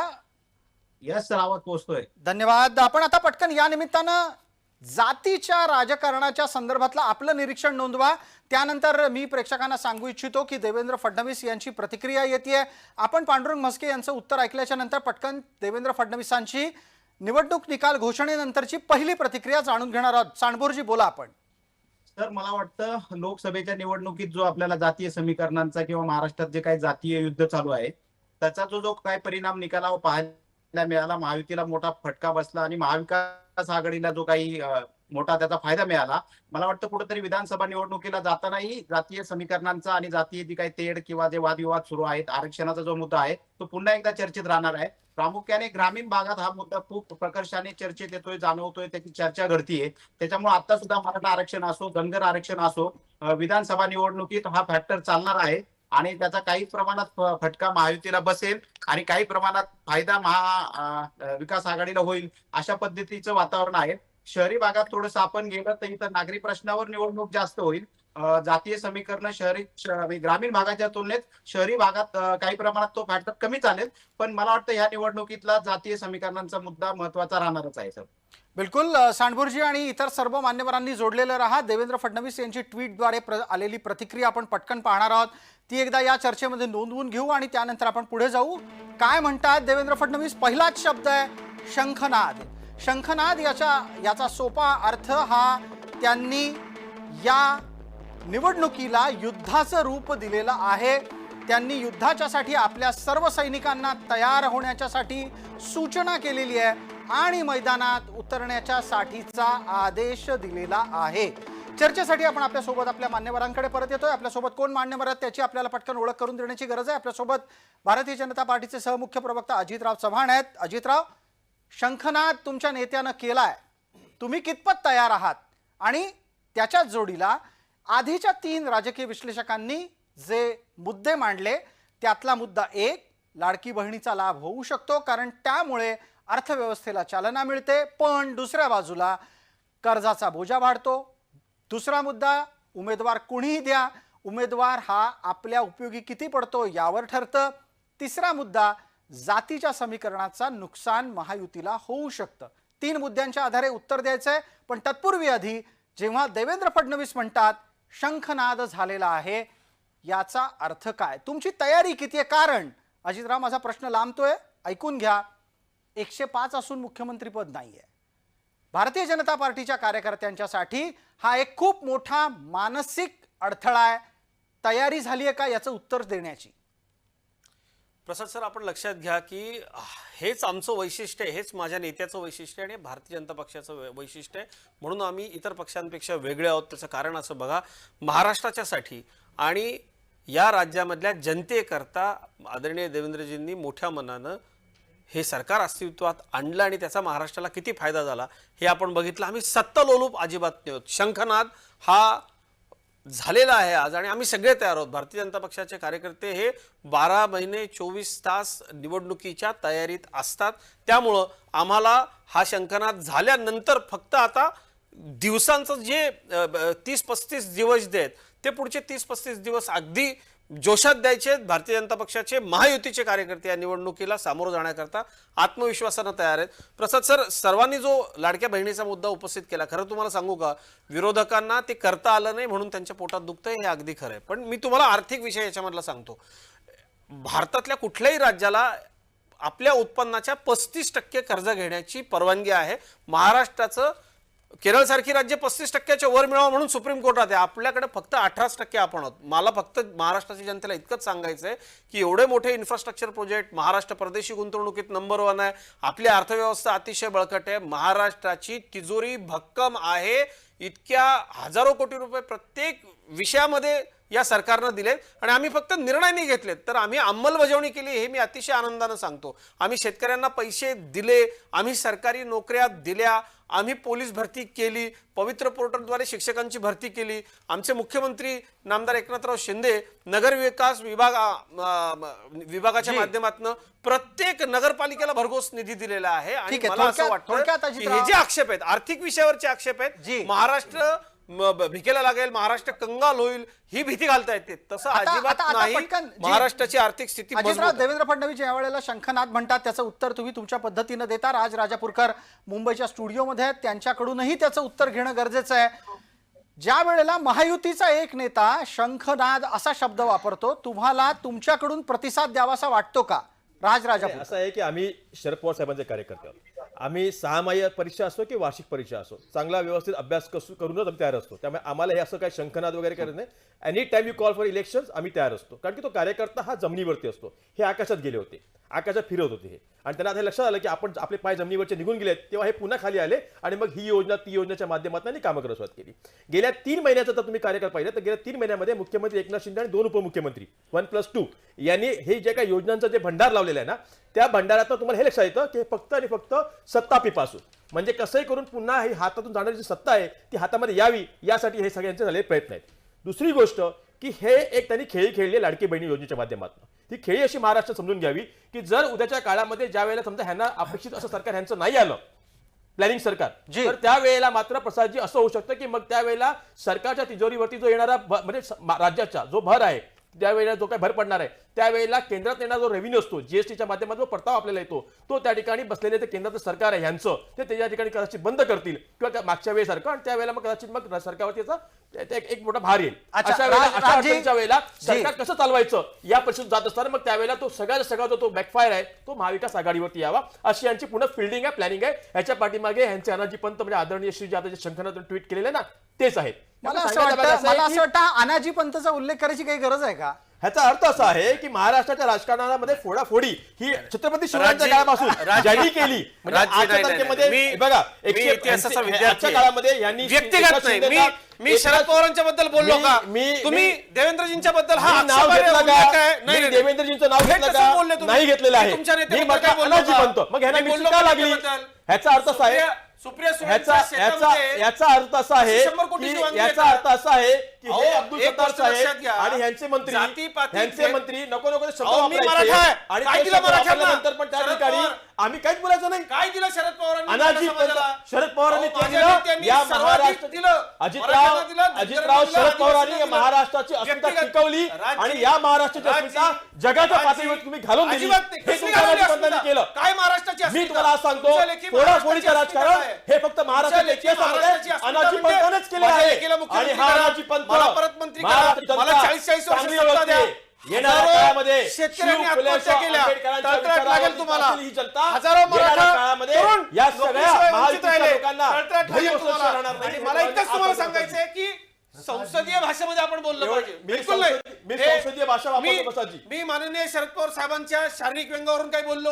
मी मी- त्यांच्या वयाचा आदर हो ठेवून बोलू शकणार नाही हो का बोलू शकणार नाही? बोलू शकणार नाही बोलू तुम्ही. का नाही बोलू शकणार? 84 हे संस्कार वर्षाचा आहे. योद्धा आज पण संस्कार पावसामध्ये आहे. भिजतो प्रसादजी हे संस्कार आणि आहे. आज पण महाराष्ट्राची हे लढतो संस्कार आहे हे दिसतात. पण त्याच वेळेला काय निवडून- हे पळ कुठे निवडून रात्रीच्या येणाऱ्या वेळेला लोकांना- बुरखा घालतात निवडून आणि येणाऱ्या रात्रीच्या लोकांना राजकारणामध्ये म्हणजे आपल्यासाठी काँग्रेसच्या वापरून घेणं राजकारणामध्ये ही महाराष्ट्राची सेवा वाद वाटते करतात. तुम्हाला? हे कोण आहे? राजजी एक गोष्ट मला लक्षात घ्या. आता थांबा जरा, बिलकुल एक नाही. मिनिट. प्रसादजी, सगळ्या थांबा, मला याच्यात हस्तक्षेपाची गरज आहे. आपले संस्कार- राज राजापूरकर एक मिनिट. त्याला हे लक्षात आलेलं आहे नाही, की राज राजापूरकर, एक मिनिट. शहरामध्ये बुरखा घालून चालणारी ह्यांची औलाद यांची ही लोक हे अशा प्रकारे राजकारण करणार प्रसाद सर, अशा राज प्रकारे राजापूरकर आपली माझ्या आई मला सावित्रीबाई एवढं फुलेला म्हणतात माझ्या आई मला- सावित्रीबाई फुलेला मला म्हणतात एवढंच एक 7 सांगायचं साल आहे की लड़की और की 7 साल का तुम्ही- लड़का छोटी सी उम्र में तुम्ही- क्या क्या करते होंगे ही यांची अस्मिता अहो भगत सिंह व्यक्तिगत- कोश्यारी व्यक्तिगत- राज्यपाल यानी भर समय म्हटलं व्यक्तिगत आरोप होतं करणं की शोभतं 7 साल तुम्हाला? की उम्र के अंदर एक सावित्रीबाई आरोप करणं और शोभतं एक तुम्हाला? ज्योतिबा क्या करते होंगे व्यक्तिगत आरोप ही अशा अस्मिता पद्धतीने महाराष्ट्राची- खालच्या पातळीवर जाऊन करणं हा शोभतं तुम्हाला? महाराष्ट्र खपून घेणार नाही नाही नाही महाराष्ट्राची शिव फुले अस्मिता आंबेडकर आम्हाला यांचं जास्त नाव माहिती नाही. तुमच्यापेक्षा ही अस्मिता आहे तुम्ही ते महाराष्ट्राची. सांगू नका हे लक्षात मी- ठेवा अजितजी मी तुम्ही तुमच्या याच्या अगोदर तुम्ही- एका तुम्ही- टीव्ही चॅनलचे म्हणूनच मी तुम्हाला सांगतो माझा तो नैतिक अधिकार आहे. मी महाराष्ट्राच्या सार्वजनिक जीवनामध्ये वावरत असताना तुम्हाला चांगल्या प्रकारे माहिती आहे राज राजापूरकर आणि अजितराव एकच मिनिट. मला चर्चेत हस्तक्षेप वेळेच्या मर्यादेची आठवण करून देत सुद्धा करायचा आहे पण त्याचबरोबर अगदी बिलकुल मी याचसाठी आपल्याला सांगू इच्छितो की एका ट्विटच्या माध्यमातून एक मिनिट एका ट्विटच्या माध्यमातून ट्विट करणाऱ्या व्यक्तीच्या अनुषंगाने तुम्ही अनाजीपंत असा उल्लेख केलात हा सर्वथा गैर होता. मला चर्चेला पुढे नेणं गरजेचं आहे. इतरही मान्यवर चर्चेत आहेत, प्रत्येकाला ती संधी द्यायची आहे. मात्र या चर्चेतून एक अधोरेखित होत आहे मग या चर्चेची लाईन काय पकडणार आहे, प्रचाराला कसं पुढे नेणार आहे. अरुण सावंत, अशा प्रचाराला उत्तर देण्यासाठी तुमच्याकडे काय आहे? पहा प्रसादजी, एक तर पहिली गोष्ट म्हणजे जे काही इथे पॅनलिस्ट बसले त्यांनी विषय सोडून न बोललं तर ते महाराष्ट्राच्या जनतेला बरं वाटेल. अख्खी महाराष्ट्राची जनता आज आपलं चॅनल पाहत आहे. जो प्रश्न आपण विचारलात की प्रचाराच्या दृष्टीने आमच्याकडे काय आहे, आम्ही काय केलं, तर आम्ही काय आता गेल्या 2-4 दिवसात जे काही केलं ते घेऊन महाराष्ट्राच्या जनतेसमोर जात नाही आहोत किंवा जाणारही नाही आहोत. पहा, गेल्या 2.5 वर्षामध्ये या महायुती सरकारने जे जे काही चांगले निर्णय घेतले, प्रगतीचे, महाराष्ट्राला विकास प्रगतीपथावर नेण्याचे, ते सगळे विषय आमच्याकडे, ते सगळे विषय जनतेपर्यंत आम्ही दररोज घेऊन जात होतो आणि जाणार आहोत आणि त्याच विषयांवरती आम्ही लढणार आहोत. जे विकासाची कामं गेल्या कित्येक वर्षामध्ये काँग्रेसच्या किंवा महाविकास आघाडीच्या सरकारने नाही केली, ते निर्णय आम्ही केले, पूर्णत्वास नेले, हे अख्खा महाराष्ट्र जाणतोय. आता एकच उदाहरण तुम्हाला देतो की मघाजी राज जे काही आहेत आपले राजापूरकरजी यांनी फार मोठ्या जोरात अखंड तांडव इथे दाखवलं जनतेला. तर कसं ही काँग्रेस सरकार फसवी आहे, ज्यांच्यामध्ये नेहमीच लाथाड्या चालू असतात. त्यांनी आमच्या या मुख्यमंत्री माझी लाडकी बहीण योजनेवरतून त्यांनी जे काही सध्या खोटे बोलणं सुरू केलं, त्याचं मी एक उदाहरण देतो. 1 मिनिट थांबा फक्त. पहा, ही योजना आम्ही आणली, त्यात यांच्या पोटात दुखायला लागलं कारण ही जनतेला आवडली. यांच्या सरकारने, कर्नाटकमध्ये यांचं सरकार आहे, यांनी SC ST समाजाचे 12,748 करोड रुपये टोटली डायव्हर्ट केले आणि तिथे त्यांनी लाडकी बहीण योजना आणली. आणि ज्या SC ST समाजाचा इथे हे ढोल पिटत असतात तिथे त्यांना फसवलं. हे SC ST जो कमिशन आहे, त्या कमिशनने तेथील कर्नाटक सरकारला जाब विचारला, तिकडच्या चीफ सेक्रेटरी, की ही फसवणूक का केलेली आहे या समाजाची, आणि इथे ह्या मोठ्या गोष्टी सांगत आहेत. तेव्हा मला आता 1 मिनिट या निमित्ताने चर्चेला पुढे न्यायचंय. एका नव्या मुद्द्याला, अरुण सावंत, नव्या मुद्द्याला घ्यायचंय आणि तो मुद्दा आहे राज्यातल्या धार्मिक ध्रुवीकरणाच्या बद्दल. काँग्रेस या निवडणुकीमध्ये महाराष्ट्रात सुद्धा मुसलमानांवरच जास्त विसंबून आहे असं निरीक्षण नोंदवलं. तर गोपाळराव, आपण आपला मुद्दा मांडा, त्यानंतर अजित चव्हाण त्याचं उत्तर देतील. गोपाळराव बोला, मुसलमानांचाच सहारा आहे का? आता मला फक्त मोजून 1 मिनिट द्या. पहिले यांनी जे आरोप केले त्याविषयी खुलासा करतो. एक मिनिट गोपाळराव, आता मागे जाण्याची संधी नाहीये, आहे त्या प्रश्नापासून पुढे जायचंय. वेळेची मर्यादा, कृपया वेळेची मर्यादा पाळा. काँग्रेस काळात पृथ्वीराज चव्हाण मुख्यमंत्री असताना ईस्टर्न एक्सप्रेस हायवे पहिल्यापासून झाला आणि तो फ्री झाला कंप्लीट. त्याच्यावर कधी गोपाळराव 1 मिनिट. गोपाळराव मी थांबवेन आपल्याला. गोपाळराव, मी काँग्रेसच्या वतीने उत्तर देतो. मला सांगा प्रसादजी. गोपाळराव मुद्दा 1 मिनिट. राजापूरकर, गोपाळराव, काँग्रेसला संधी मिळाली नाही असं व्हायला नको. मुसलमान हा या देशाचा नागरिक नाहीये का? मुसलमान या राज्याचा नागरिक नाहीये का? नाही, तुम्हाला उत्तर माझ्याकडून हवंय का प्रवक्त्यांकडून हवंय? घेऊन गोपाळजी 1 मिनिट. गोपाळजी मी बोलतो नाही ना. गोपाळजी मी बोलतो नाही ना. विचारलं पाहिजे आम्ही. 18 जातींना घेऊन छत्रपती शिवरायांनी स्वराज्य निर्माण केलं. मुसलमान त्याच्यामध्ये होते ना. मग तुम्हाला मुसलमानांच्या मतांचा त्रास का होतो? तुम्ही धार्मिक आम्हाला अणुशक्तीनगर सारख्या त्या मतदारसंघात अनिल देसाई मोठ्या लीडने निवडून आले. आम्हाला सगळा मुसलमान हा मशालीवरती, म्हणजे उद्धव साहेबांच्या विचाराची वापरून घेतला. वोट बँक मुस्लिमांचा वापर केला. इथे मुसलमान हा देशाचा नागरिक आहे, त्यालाही समान अधिकार दिलेले आहेत. तुम्हाला फक्त तिवारीजी नाकारले कोणी? तिवारीजी 1 मिनिट. मुसलमान हा देशाचा नागरिक आहे, त्यालाही जेवढा हिंदू आहे, मुसलमान आहे, सिख आहे, ईसाई आहे, तेवढा त्याला अधिकार दिले आहे. नाकारलं कोणी? आज पण तुम्हाला मुसलमानाच्या बद्दल बोलताना तुम्हाला त्या धर्माची लोक असे नितेश राणे म्हणतात, असे निलेश राणे म्हणतात. म्हणजे आज पण भारतीय जनता पक्षाचे हे नेते राणे, निलेश राणे, नितेश राणे, नारायण राणे वगैरे काँग्रेसची वकिली करू नका. सनातन धर्माला संपवून टाका असं म्हणणाऱ्या स्टॅलिनच्या मांडीला लावून कसे बसता तुम्ही? तुमचे काँग्रेसचे दक्षिण भारतातले नेते सनातन संपव म्हणतात, त्यांना जाब विचारला का? समाजाच्या मुसलमान आमचेच आहेत, प्रश्न विचारला म्हणून आमचेच आहेत, मुस्लिम आमचेच आहेत. आमच्या भगिनींसाठी काँग्रेस सरकारने केलं. आम्ही मुस्लिम भगिनींना अंधाराच्या खाईत लोटलं काँग्रेसनं. राजीव गांधींनी एक डिसिजन घेऊन, माननीय मोदीजींनी अधिकार मला वाईट वाटतं की काल परवा देखील प्रवाहात आणण्याचं पण अजितराव, एक मिनिट अजितराव, थांबा. राजापूरकर, मला अजितरावांना या निमित्तानं विचारू द्यात आणि त्याचं उत्तर अरुण सावंत आपणही द्यायचं आहे की ज्या पद्धतीने लोकसभेमध्ये एक गठ्ठा विरोधात मतदान मुसलमानांनी केलं, विधानसभेतही तसंच झालं, तर काय करणार आहात? अजितराव, आपण उत्तर द्या, त्यानंतर पुढचा मुद्दा मी घेऊन अरुण सावंतांपर्यंत येईन. पण तत्पूर्वी हेमंत भोसले यांच्यापर्यंत जाण्याची वेळ आहे, कारण त्यांना चर्चेच्या अनुषंगानं पुढच्याही काही कामानिमित्तानं निघायचं आहे. मी हेमंतराव आपल्याला विचारू इच्छितो, या वेळेला मुसलमान काय विचार करतोय? माझ्या लेखी लोकसभेपेक्षा वेगळा विचार तो करत नाहीये. तो याही वेळेला महायुतीच्या विरोधातच मतदान करायचं जवळपास नक्की केलंय. पण त्यांनी नक्की कोणाला मतदान करायचं ठरवलंय? काँग्रेसला, राष्ट्रपला का शिव उबाठाला? नाही, आपण जर लोकसभा निवडणुकीत जर बघितलं तर त्यावेळेला एक गठ्ठा मतदान, म्हणजे ना भूतो ना भविष्यातील इतकं मतदान हे मुस्लिम समाजाचं झालेलं होतं. आणि तोच ट्रेंड यंदा चालू असेल. यंदा हे प्रमाण जास्त वाढेल असं वाटतंय, कारण ज्या पद्धतीने आता रणनीती चालू आहे तर ते बघता हे सगळेच मुस्लिम मंडळी हे महाविकास आघाडीकडे झुकू शकते. परंतु तरीही अजून वंचित आघाडीचे काही उमेदवार असतील, MIMचे काही उमेदवार असतील, म्हणजे हे समीकरण जे छोटे छोटे जे पक्ष आहेत ते जेव्हा उमेदवारी जाहीर करतील त्यावेळेला समीकरण हे लक्षात येतील. परंतु आता असं समजणं चुकीचं ठरेल की सगळेचे सगळे मतं हे महाविकास आघाडीलाच जातील. आपण जर धुळ्याचं जर आपण उदाहरण घेतलं तर धुळ्यामध्ये जे सुभाष भामरे लोकसभा मतदारसंघामध्ये जे होते, जवळपास सगळ्याच विधानसभा मतदारसंघातलं ते आघाडीवर होते. परंतु मालेगावमध्ये मात्र ते पिछाडीवर पडले आणि मालेगावमुळे त्यांना पराभूत व्हावं लागलं आणि तिथे शोभा बच्छावांचा विजय झालेला आहे. तसंच तुम्ही नाशिकमध्ये जर बघितलं तर नाशिकमध्ये हेमंत गोडसे यांना हे जे महायुतीचे उमेदवार होते तर त्यांना मुस्लिम समाजाची अजिबातच मतं पडलेली दिसत नाही आणि त्याच्यामुळे वाजेंचा विजय झालेला आहे.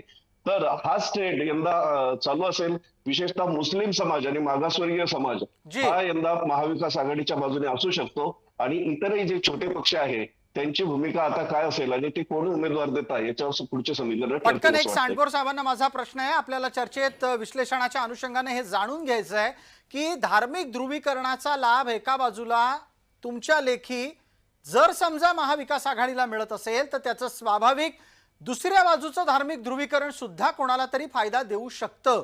हिंदूंचं असं धार्मिक ध्रुवीकरण होताना तुम्हाला दिसतंय का आणि ते कोणाच्या पारड्यात जाताना दिसतंय?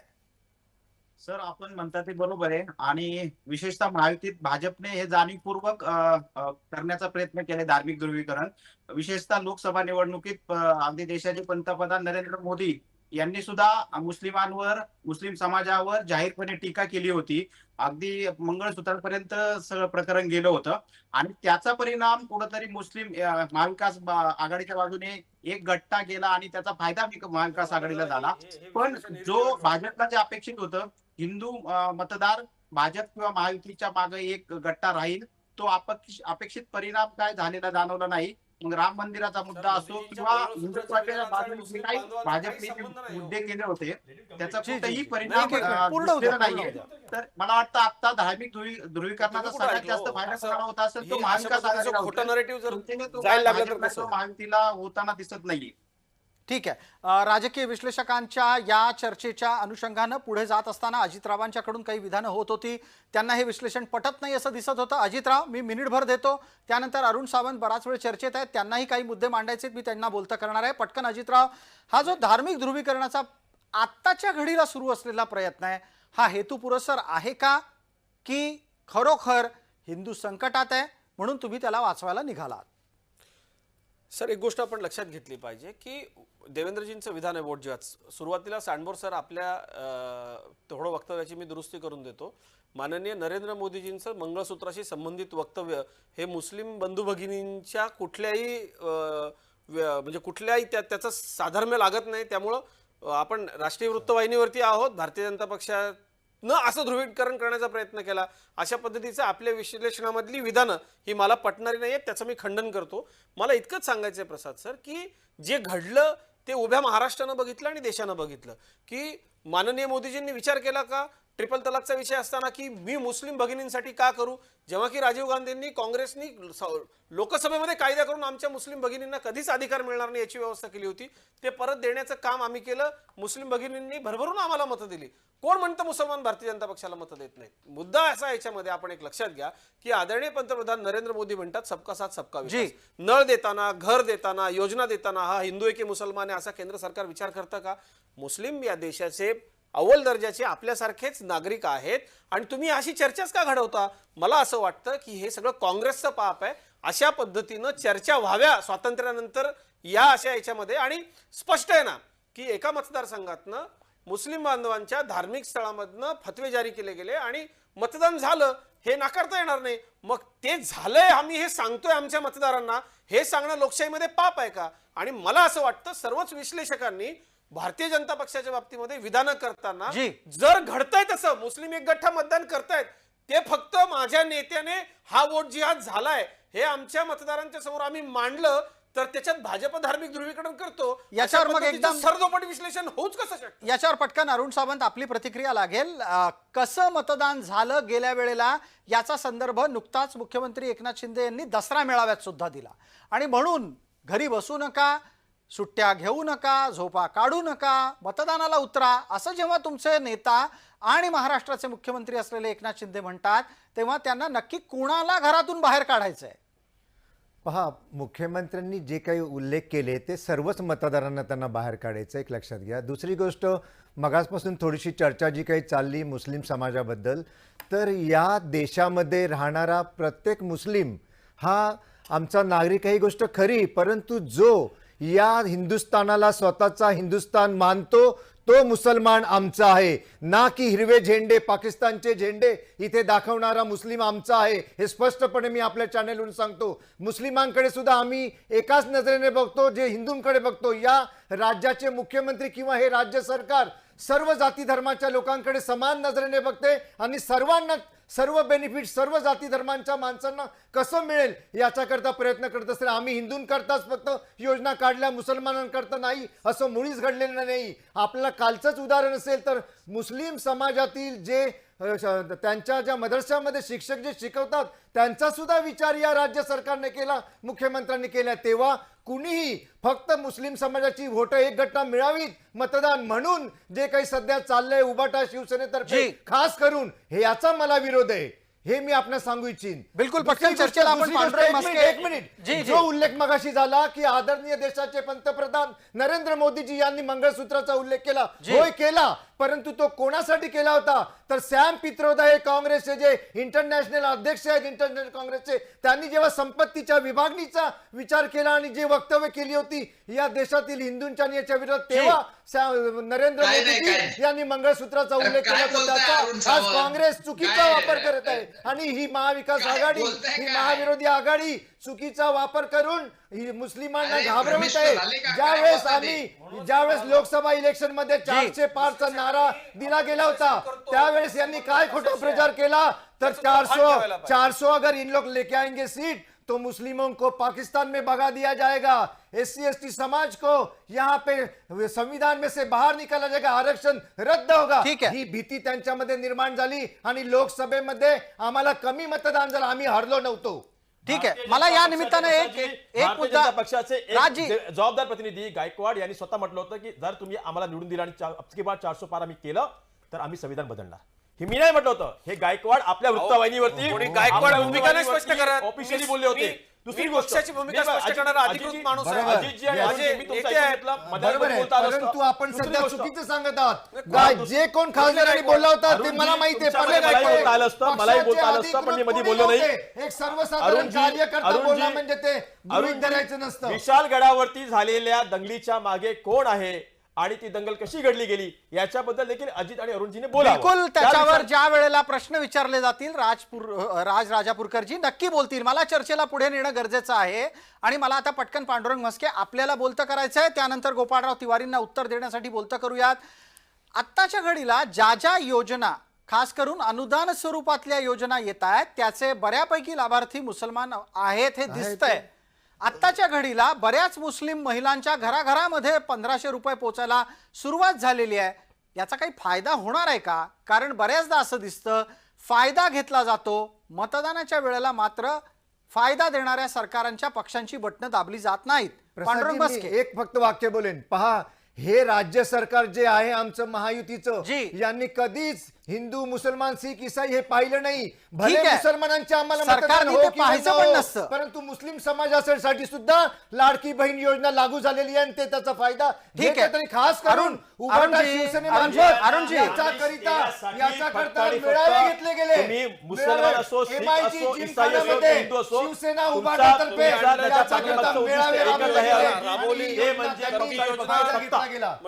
राजकारणासाठी तुम्ही सगळ्या गोष्टी करतात हे महाराष्ट्राला माहिती आहे. महाराष्ट्र सुजाण आहे, तुमचे पैसे घेतील पक्ष पण तुम्हाला मतदान करणार नाही. मला सांगता प्रत्येक राजकीय पक्ष काम करत असतो राष्ट्रवादीला काँग्रेसला पैसेच वाटायची सवय राहते. पैसे राज राजापूरकरजी एकच मिनिट, राज राजापूरकर विरोधात बसण्यासाठी कोणी राजकारण करत नाही.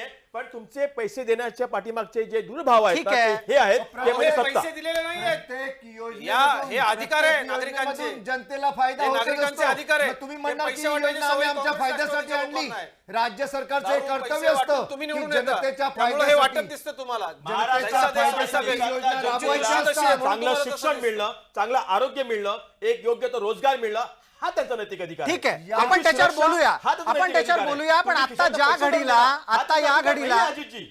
एक मिनिट राजापूरकर मला हस्तक्षेपाची गरज आहे आणि पैसे आम्ही जनतेच्या खिशात देतो. तुमचा तुम्ही खर्चस्नामा आजपर्यंत मुलगा आहे. जनतेच्या खिशातले उकळलाय, पैसे आम्हाला माहिती काढून आहे. स्वतःच्या खिशात ठेवत होता. पांडुरंग मस्के मी येतोय आपल्यापर्यंत. पांडुरंग मस्केंच्या उत्तराची वेळ आहे.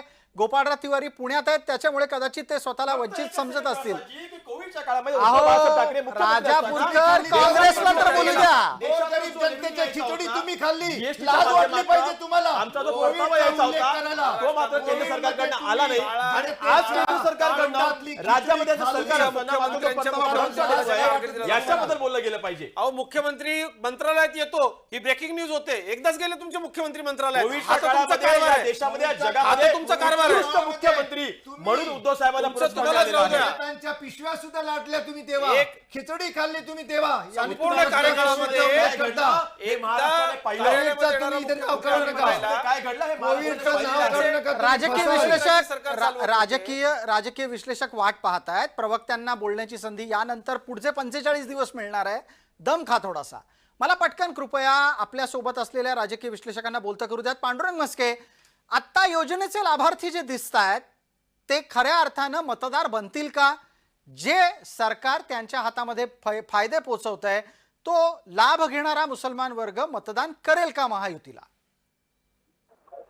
नाही, जर का लोकांच्या प्रतिक्रिया जर का ऐकल्या तर मला असं वाटतं की 100% 40% तरी लाडकी बहीण योजना जी सुरू केलेली आहे तिचा फायदा 40% तरी सरकारला होईल असं आत्ता तरी वाटतंय. आता पुन्हा त्याच्यावर ओव्हरलॅप करणाऱ्या दुसऱ्या अनेक गोष्टी असतात की जसं की बेरोजगारी, युवकांचा बेरोजगारी आहे, शेतकऱ्यांचे प्रश्न आहेत, शेतकऱ्यांच्या मालाला भाव नाहीये, विद्यार्थ्यांच्या परीक्षा फी माफ करण्याचे जे काही विषय होते त्याच्याही नंतर पूर्ण जातीचं राजकारण आहे, रिझर्वेशन आहे प्रत्येक समाजाचं, ज्यांना ज्यांना आश्वासनं दिलेली आहेत त्यांचं रिझर्वेशन आहे. या सगळ्या गोष्टी ह्या किती ओव्हरलॅप करतात लाडकी बहीणला तर त्याच्यावर मतदान ठरू शकतं. पण लाडकी बहीण अगदीच फुकट जाणार आहे असं मला आज तरी वाटत नाही. ठीक आहे आपण आता त्यातून पटकन मतामध्ये चर्चेला conversion पुढे होणार नेऊयात आहे. आणि काँग्रेस पर्यंत चर्चा नेण्याची गरज आहे. या घडीला काँग्रेस आत्ता मविया मधला प्राप्त स्थितीतला बऱ्यापैकी सुस्थितीत असलेला पक्ष दिसतोय आणि याचं एकमेव कारण जर कुठलं असेल तर ध्रुवीकरणाचा मोठा लाभार्थी काँग्रेस आहे. पण आता मला उत्तर द्या आपण गोपाळराव, ही काँग्रेस आपला नेता का अजून निवडू शकलेली नाहीये? चर्चेला पुढे नेलेलं आहे. कृपया मागच्या मुद्द्यांवर गोपाळराव अडकू नका. तुमचा नेता ठरलाय का? तुमचा चेहरा ठरलाय का? हे बघा, काँग्रेसची परंपरा आहे की जेव्हा निवडून येतात तेव्हा राष्ट्रीय निरीक्षक येतात, विधानसभेच्या संसदीय पक्षाची निवडून आलेल्या पक्षांची मीटिंग होते आणि त्या पद्धतीने नेता लोकशाही पद्धतीने निवडला जातो. याच्यावर परत परत खुलासा करायची मला गरज वाटत नाही, कारण आजपर्यंत हे असं घडत आलेलं आहे. प्रत्येक राज्यातली निवडणूक असेल तर आमचे राष्ट्रीय निरीक्षक येऊन ह्या पद्धतीने सगळ्यांना विश्वासात घेऊन त्यांचा कानोसा आणि मत जाणून घेऊन तो नेत्याची निवड होते. दुसरं, आता अजून आपण जे म्हणताय की ह्या योजनेवर जनता भरोसा ठेवेल का, असेच मोदी दस्तूर खुद्द बोलले होते की काळा पैसा एवढा आहे की बाहेरचा आला की प्रत्येकाला 15-15 लाख रुपये देऊ. काय झालं? त्या 2 15 कोटी लाखाच्या रोजगार संदर्भातला देऊ. काय वाद झालं? वेगळ्या पद्धतीने होता. 15 ते 15 लाख म्हणाले नव्हते, तुम्ही तसा फिरवलात. पण आता जो नवा मुद्दा चर्चेत आहे त्याला धरून राहूयात. तुम्ही गोपाळराव स्वतः हे सांगितलं की काँग्रेसमध्ये नेता निवडीची पद्धत काय आहे. मग गेले इतके दिवस जे उद्धव ठाकरे आग्रह करत होते त्या आग्रहाला आपण नाकारलेलं आहे. तुम्हाला आत्ताच्या घडीला कोणताही चेहरा घेऊन मैदानात उतरायचं नाही, हे खरं आहे? नाही, आमचं काँग्रेसचं राष्ट्रीय नेतृत्व आहे आणि आता गरजच नाही ना. आम्ही याच्यापूर्वी कधी काँग्रेसने मुख्यमंत्री गेल्या 60-70 वर्षात कुठला मुख्यमंत्रीचा चेहरा घेऊन आम्ही निवडणुकीला समोर गेलो सांगा ना आम्हाला. आणि मागच्या वेळेला जेव्हा भारतीय जनता पक्षाचे चंद्रकांत पाटील कोश्यारींना जाऊन भेटून जेव्हा सांगितलं होतं आम्ही सरकार बनवू शकत नाही, त्याच्यानंतर 15 ते 20 दिवसानंतर शिवसेना, उद्धव ठाकरे आणि राष्ट्रवादीचा बर. जेव्हा प्रस्ताव आला तेव्हा काँग्रेस सत्तेला हापेपलेली नव्हती आणि त्याच्यानंतर प्राप्त परिस्थितीमध्ये कॉमन मिनिमम प्रोग्राम आम्ही त्या ठिकाणी ऍक्सेप्ट केला.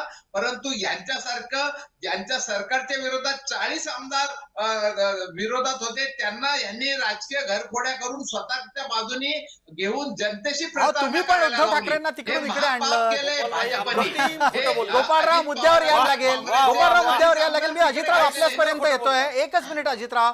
गोपाळरावांनी स्पष्ट केलं की उद्धव ठाकरे दिल्लीत गेले, त्यानंतर ते एका सार्वजनिक कार्यक्रमात पण म्हणाले आधी मुख्यमंत्री घोषित करा. ही काही घोषणा करणं काँग्रेसला शक्य नाही, तशी परंपरा नाही. थोडक्यात आता मवियाची सगळी सूत्र ही काँग्रेसच्या हातात आहेत. मग शरद पवार काय करतायत? शरद पवार आता सध्या संजय राऊतांचा वापर करून काँग्रेसला इतकं झोडतायत की काँग्रेसला तोंड दाबून बुक्क्याचा मार आहे. आणि मी तुम्हाला सांगतो बिलकुल नाही. ज्या पद्धतीनं तिवारी साहेब आता इतकं छान त्यांनी काँग्रेसमधली लोकशाही समजून सांगितली. तिवारी साहेब, मी 16 वर्ष मुख्य प्रवाहातली पत्रकारिता केली आहे, त्यामुळं काँग्रेसमध्ये सोनियाजी म्हणतील तेच आणि राहुलजी म्हणतील तेच असं असतं. खरी लोकशाही आहे ती भारतीय जनता पक्षामध्ये. आमचं ऍक्च्युअल पार्लमेंटरी बोर्ड आहे आणि ते अतिशय चांगल्या पद्धतीने आम्ही डिसिजन घेतो. दुसरा विषय असा, सध्या प्रसाद सर आपल्या माध्यमातून मला यांना इतकंच सांगायचंय, आमचं राहू द्या, आम्ही पुन्हा सत्तेमध्ये येणार आहोत, आमचं मुख्यमंत्री पुन्हा होणार आहे, महायुतीचंच सरकार या राज्यामध्ये येणार आहे. परंतु तुम्हाला संजय कसं आहे, संजय राऊत आहे ना, हा 2 बाजूचा वस्तार आहे, लक्षात घ्या तुम्ही. तो वस्त्राचा तुम्ही गेला दुसऱ्यावर चालवायला, पण त्या वस्त्राने तुमची एवढी फाडून ठेवली आहे, आता तुम्हाला शिवता येत नाही, बोलता येत नाही. मला वाटतं थोडं सांभाळायला हवं शब्दांचा वापर करताना. संजय राऊत ज्या पद्धतीनं नाना पटोलेंना सामनामध्ये आग्रलेख लिहून, म्हणजे तुमच्याच जमत नाहीये सध्या गोपालभाई, अशी परिस्थिती आहे.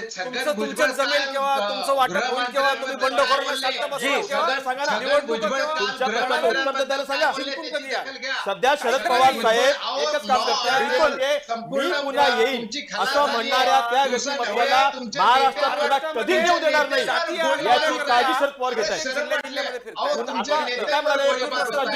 सध्या शरद पवार काय करतात, सध्या शरद पवार की या महाराष्ट्राच्या राजकारणामध्ये पुन्हा येईल असं म्हणणाऱ्या व्यक्तिमत्वाला आता पुन्हा महाराष्ट्रात सत्तेमध्ये कधीही येऊ देणार नाही याची काळजी शरद पवार घेत आहेत. हे सगळं झाल्यानंतर आपण एका मगरमिठीमध्ये कसं गुदगुऱ्या करून गुदमरून आपल्याला मारलं राजकीय दृष्ट्या, हे माननीय उद्धव ठाकरेजींच्या लक्षात गोगल गायला माहिती आहे, तुमची जी गोगल गाय आहे ना नागपूरला, तिला हे चांगलं माहिती आहे कसं हळूहळू आतमध्ये जायचं, एखादा हात लागला की लगेच आतमध्ये जायचं. मला एवढं सांगायचंय, माझे मित्र शेजारी बसलेले अरुणजी यांची मात्र कोंडी झालेली आहे, कारण की यांची यादी मराठा समाज आणि अजित पवारांची यादी दिल्लीला फायनल होते, भारतीय जनता पक्षाच्या दिल्लीच्या कार्यालयात फायनल होते. याचं मला दुःख वाटतं. अरुण सावंतांना उत्तर द्यायचंय. अरुण सावंत, वेळेच्या मर्यादेमध्ये उत्तर द्या. आताच्या घडीला दोन मुद्दे इथे समोर आले. गोपाळराव थोडं थांबा, आपण गोपाळराव थांबा. अजितराव वेळेची मर्यादा आहे, पटकन अरुण सावंतांपर्यंत पोहोचायचं आहे. मी राजापूरकर यांना स्पष्ट सांगेन की तुम्ही मला जागा करू नका, तुमची पंचायत होऊन जाईल. पण आज ऐका, 1 मिनिट ऐका, अख्ख्या महाराष्ट्राला हे माहित आहे, अख्ख्या महाराष्ट्राला हे माहित आहे, तुम्ही हवं तेवढं डोकं आटपा. शरद पवार साहेबांनी आणखीन काँग्रेसने आणि उद्धव ठाकरेजी यांचं शिवसेना काही झालं तरी या राज्याचा मुख्यमंत्री आणि महायुती सरकार कोण आहे हे जनतेला माहित आहे आणि जनतेला प्रगती आणि विकास हवाय. तुमची भांडणं नको आहेत आपापसामधली. तेव्हा या राज्याचा विकास या महायुतीने ऑलरेडी करून दाखवलेला आहे आणि तो विकास जर पुढे चालू ठेवायचा असेल तर पुन्हा एकदा महायुती सरकारमध्ये एकनाथ शिंदेजी, फडणवीस साहेब आणि अजित पवार यांना आणावंच लागेल. 1 मिनिट प्रसादजी, ज्या देवेंद्रजीने म्हटलं होतं की पुन्हा येईन त्यांचा अधिकार ह्यांनी घेतला, आता ह्यांचा अधिकार अजित पवार घ्यायला चालले होते.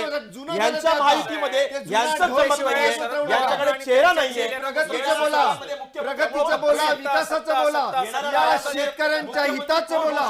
तुम्ही ह्यांच्याकडे नाहीये.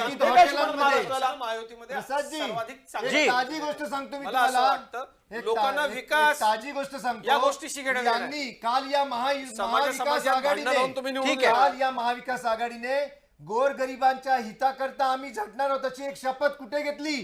तर पंचतारांकित हॉटेल ताज लँड एंड मध्ये गोरगरिबांच्या सेवेची. गोरगरीब बिचारा एकच मिनिट प्रसादजी, महायुतीच्या या मागे अरुणजींचे पळतोय. मुख्यमंत्री सन्माननीय आणि- एकनाथ शिंदे यांनी आणि हिंदुत्वाची हे शपथ तिथे हिंदुत्व ठेवणार पंचतारांकित असं म्हणताना हॉटेलमध्ये जाऊन गोलीबार तिथे- भेजे में आसाम गुवाहाटीच्या हॉटेलमध्ये हे सगळे आमदार नाचत हे होते. जुनं लाज पुस्तक वाटते का? तुम्ही लाज लाज तुम्हाला वाटते? वाटली पाहिजे. हे यांचं हिंदुत्व तुम्ही ताज लँड राज्याच्या मध्ये राजकारणावर बसून सत्तेसाठी शपथ शपथ घेता घेता गोरगरिबांच्या आसामच्या सेवेची. गुवाहाटीच्या हे हॉटेल दोन दुटप्पीपणा बंद तिकडनं करा. गुजरात, हा तिकडनं दुटप्पीपणा मुद्दे बंद करा हे तुम्ही. पंचतारांकित हे- हॉटेल पैसे हे वाटायचे, बंद वाटायचे, करा. अधिक पैसे खायचे, हाच धंदा आहे, लक्षात घ्या. फसवेगिरी जनता जनतेला कधी माफ कळलेली करणार आहे. नाहीये. गोरगरिबांना महाराष्ट्राची अस्मिता मराठी भाषा अभिजात भाषा झाली तेव्हा तुम्ही साधं अभिनंदन केलं ना मराठी जनांचं. ही तुमची महाराष्ट्राची अस्मिता आहे. ठीक आहे, ही महाराष्ट्राची अस्मिता आहे. मी चर्चेत हस्तक्षेप वेळमर्यादेची एक मिनिट. अभिजात राज भाषेचा दर्जा राज द्यावा. राजापूरकर आणि इतर साधं सर्व अभिनंदन मान्यवरांनी मराठी विनंती आहे मला. ही तुमची महाराष्ट्राची अस्मिता आहे. राज राजापूरकर आणि अरुण सावंत एक मिनिट. मला चर्चेत हस्तक्षेपाची गरज आहे. वेळ मर्यादेची आठवण करून द्यायची आहे. माझ्यासारखा चांगला ठीक आहे. व्यक्ती तुम्हाला सोडून जातो. अरुण सावंत, मला वेळ मर्यादेची आठवण करून द्यायची आहे. सर्व मान्यवरांना मी इथे थांबण्याची विनंती करतोय. एका छोट्याशा विश्रांतीनंतर आपण लगेच परत येणार आहोत. तांत्रिकदृष्ट्या ती विश्रांती अत्यंत गरजेची असते, म्हणून आपण पटकन एक छोटासा कमर्शियल ब्रेक घेतोय. लगेचच परत येतोय. महाराष्ट्रात विधानसभेची निवडणूक झाल्याच्या नंतर, घोषित झाल्याच्या नंतर काय प्रकारचं वातावरण असेल याची चुणूक आपल्याला या चर्चेत सापडतेय. कुठेही जाऊ नका, पहा फक्त जय महाराष्ट्र.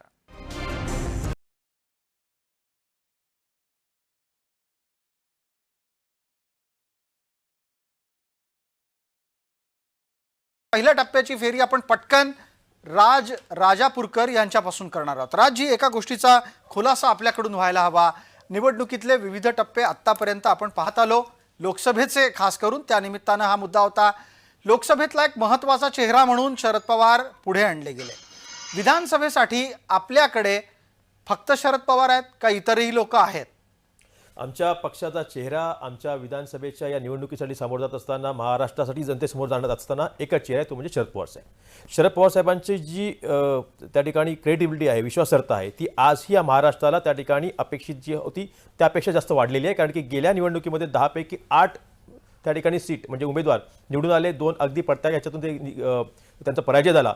पण त्याच आधारावरती आज या महाराष्ट्राला आणि काँग्रेस असेल किंवा उद्धव साहेबांची शिवसेना असेल यांना एक त्या ठिकाणी भरारी देण्याचं काम किंवा त्यांना त्या ठिकाणी उभारी देण्याचं काम आदरणीय पवार साहेबांमुळे झालेलं आहे. त्यामुळे इथून पुढच्या काळामध्ये विधानसभेच्या निवडणुकीमध्ये आदरणीय शरदचंद्र पवार साहेब हा तुमचा चेहरा असणार आहे. मला या निमित्तानं मग पटकन आता विचारायचं आहे संजीवजी उन्हाळे आपल्याला. संजीवजी, आपण पाहताय की मराठवाड्यात ज्या पद्धतीचं जातीय ध्रुवीकरण होताना दिसतंय, या ध्रुवीकरणाच्या मागे शरद पवार आहेत, हा आरोप आपल्याला कितपत पटतो? आणि केवळ त्याच भरोशावर, त्याच स्थितीमध्ये तुमच्या लेखी आत्ताची राजकीय सारीपाटावरची गणितं पवार मांडतायत का? मला असं वाटत नाही की यामध्ये पवार यांचा काही फार मोठा वाटा आहे किंवा शरद पवार याच्यामध्ये आहेत असं मला काही वाटत नाही किंवा सकृदर्शनी तसं काही. एक लक्षात घ्या की यावेळी ही अभूतपूर्व होणार आहे. अभूतपूर्व यासाठी की या निवडणुकीमध्ये लोकसभेसारखी विधानसभेची मुळीच राहणार नाही. 1000-2000 निवडून येतील, त्याच्यापेक्षा जास्त त्यांना काही लीड मिळणार. या निवडणुकीमध्ये महत्वाची गोष्ट म्हणजे बंडखोर अपक्ष यांचा खूप मोठा वाटा राहणार आहे. की 1995 45 त्याच पद्धतीने एकंदर गोंधळाची स्थिती पाहता असेच आणि त्याच्यापेक्षाही महत्वाची गोष्ट अशी की ही निवडणूक ही वेगळी याच्यासाठी आहे की या निवडणुकीत सगळ्यांची दिवाळी आनंदात जाणार आहे. म्हणजे आता 1,86,00,000 एवढ्या बहिणींनी लाभार्थी आहेत त्यांना अनुदान मिळालेलं आहे. गॅस अनुदान कुणाला मिळालं जायचं बघा. म्हणजे राज्याची तिजोरी किती खाली झाली असेल याच्यावर चिंता करायची की नाही हा निवडणुकीमध्ये प्रश्न नसतो, परंतु एकंदरच सगळी जे वेगळ्या पद्धतीची होणार आहे. यामध्ये जे छोटे छोटे नेते आहेत त्यांचे बच्चू असतील, राजू शेट्टी असतील, केंद्र सारखे नेते असतील, या नेत्यांना फार महत्व येणार आहे, कारण ही निवडणूक वेगळ्या पद्धतीची होणार आहे. या निवडणुकीमध्ये भारतीय जनता पक्ष हे पाहणार आहे की आघाडीच्या मताची विभागणी कशी आणि आघाडीच्या मताची विभागणी कशी होईल, यासाठी मला असं वाटतं की वेगवेगळ्या प्रकारचे व्यूहरचना केली जाईल.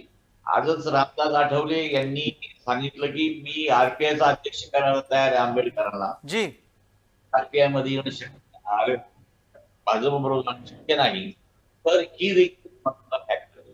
पण या अगदी मी संजीवजी थोडस एका तांत्रिक मुद्द्यासाठी आपल्याला थांबवतो, कारण आपला आवाज सारखा ये जा करतोय. सगळ्यांनाच माझी विनंती आहे, जे फोनद्वारे जोडले गेलेत त्यांनी आपला कृपया DND मोड ऍक्टिव्ह करावा, जेणेकरून मध्ये आपल्याला फोन येणार नाहीत आणि तुमचा आवाज ये जा करणार नाही. पण जो मुद्दा तुम्ही मांडलात त्या मुद्द्याच्या आधारे पुढे जायचे आहे. अजित चव्हाण आपल्या सोबत आहेत. अजितराव, वन साइडेड एकतर्फी निवडणूक होणार आहे का महायुतीच्या बाजूनी, की तुम्ही अपक्षांच्या साथीनं काही नवी समीकरणं करू पाहत आहात? नाही सर, याच्यामध्ये असं आहे की राजकारणामध्ये जर तरला किंवा केव्हा कधीला महत्त्व नसतं, तर काय होईल, एंड रिझल्ट काय येईल याला महत्त्व आहे. आत्मविश्वास आम्हाला आहे, पण तो फाजील आत्मविश्वास अजिबात नाही. आमचा विश्वास हा महायुतीवरती आहे. पण तत्पूर्वी सर मला थोडंसं राजजींच्या म्हणण्याबद्दल काहीतरी बोलायचं आहे. त्यांनी म्हटलं शरद पवार साहेब यांची विश्वासार्हता हाच त्यांचा दागिना आहे किंवा हेच त्यांचा महत्त्वाचा मुद्दा असेल. पण सर्वांनी शरद पवार साहेब महाराष्ट्राला विश्वसनीय वाटतात का, हाच मुळात मुद्दा वादाचा आहे. कारण तुम्हाला मी सांगतो की यापूर्वी सुद्धा पाठीत खंजीर खोपसला. मला असं वाटतं प्रसादजी, त्यांचे गुरु यशवंतराव चव्हाण साहेबांचा काँग्रेसनी आणि इंदिरा गांधींनी जो अतिशय अपमान केला आणि त्या धक्क्यात चव्हाण साहेबांचं निधन झालं, त्याचा बदला शरद पवार आयुष्यभर काँग्रेसकडनं घेत आलेले आहेत. म्हणजे इंटरनल तुम्हाला सगळी स्थिती मी सांगतो की शरद पवार साहेबांनी कायम, तुम्ही पहा, ते ज्या मुद्द्यावरून काँग्रेस फोडून बाहेर पडले, दुसऱ्यांदा तिसऱ्यांदा बाहेर पडले, तो मुद्दा त्यांना नंतर महत्त्वाचा वाटला नाही, ते पुन्हा गेले. पण राज्यामध्ये सत्तेत असताना कायम काँग्रेसचं खच्चीकरण त्यांनी केलं, हे अगदी खरं आहे. म्हणून बाळासाहेब ठाकरे, तुम्हाला असं वाटतं की प्राप्त स्थितीमध्ये सुद्धा शरद पवार हे मवियामध्ये स्वतःचं अस्तित्व वाढवतील, महत्त्व वाढवतील, काँग्रेसचंच खच्चीकरण करतील? 100% प्रसाद सर. त्याच्याकरता मी तुम्हाला एक सांगतो बघा, काँग्रेसचं एक जाहीररित्या मी कौतुक करेल की एकदा ठरलं तर काँग्रेसची अशी धोरणं निश्चित नाहीत की ते आपल्या विरोधकांच्या घरात काय चाललंय हेच तुम्ही करा, तेच तुम्ही करा, ते काँग्रेस करणार नाही. परंतु शरद पवार साहेब यांचा पूर्ण 50-55 वर्षांचा इतिहास पाहता या बिचाऱ्यांना अजून कळतच नाहीये की त्यांनी बगले धरून ठेवले आणि गुदगुल्या करून ते मारून टाकतील. बाळासाहेब ठाकरेंचं याच्यामधलं एक विधान आपल्या राजकीय विश्लेषकांना आठवत असेल की ते काय म्हणायचे की यांच्यावरती विश्वास ठेवू नका. बाळासाहेब मित्र होते, बाळासाहेबांचे अतिशय चांगले संबंध होते, पण राजकीय दृष्ट्या बाळासाहेबांनी शिवसैनिकांना कायम काँग्रेस, शरद पवार साहेब यांच्या बाबतीमधली भाषण आहेत आणि ती रेकॉर्डवरची आहेत, ती काही माझ्या मनातलं काही नाही. थोडंसं सर मला असं वाटतं या निवडणुकीच्या निमित्तानं पवार साहेबांनी ज्या पद्धतीची सहानुभूतीची लाट ते तयार करू पाहतायत, मला इतकंच फक्त त्यांना म्हणायचं आहे की आपण ज्या परिस्थितीत आज शिवसेनेला नेऊन ठेवलंय, जी परिस्थिती खरं तर महाराष्ट्रावरती यायला नको होती, ती का आली याचा ज्येष्ठ नेत्यांनी विचार केला पाहिजे.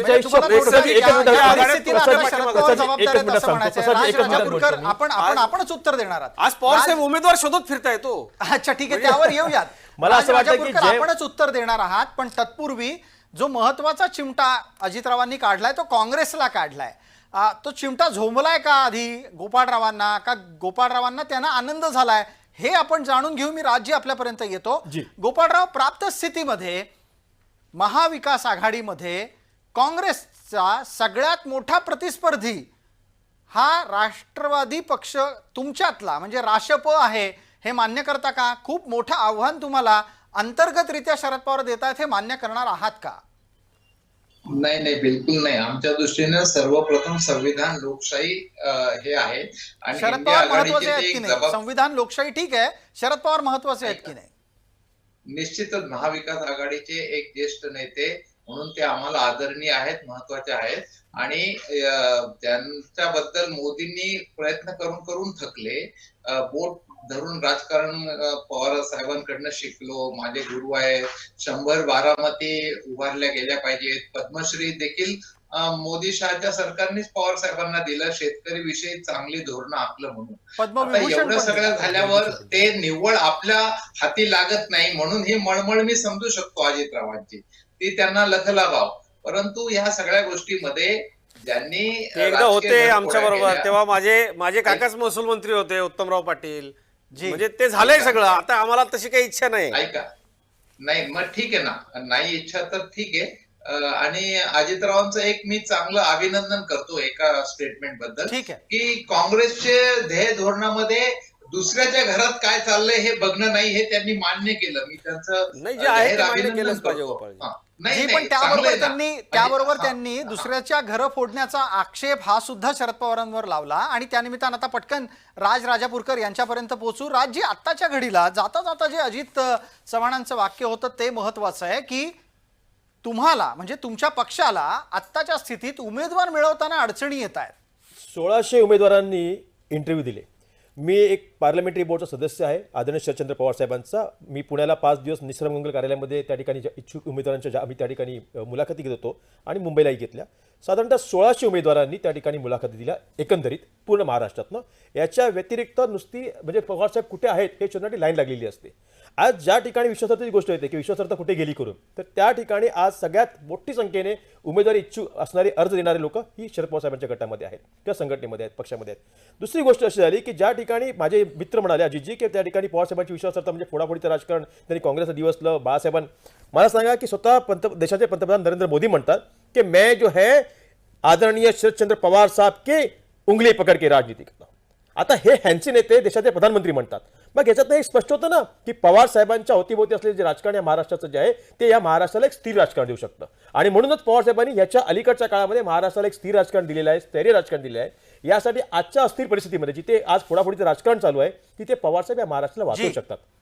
मला एक पवारसाहेब या पटकन सांगा महाराष्ट्राला वाचवू राजजी, आपण जर असं म्हणता आहात की शरद पवार हे स्थिर राजकारणाचे पुरोधा आहेत, तर स्वतःचा मुख्यमंत्री पदाचा कार्यकाळ ते कधीच का पूर्ण करू शकले नाहीत?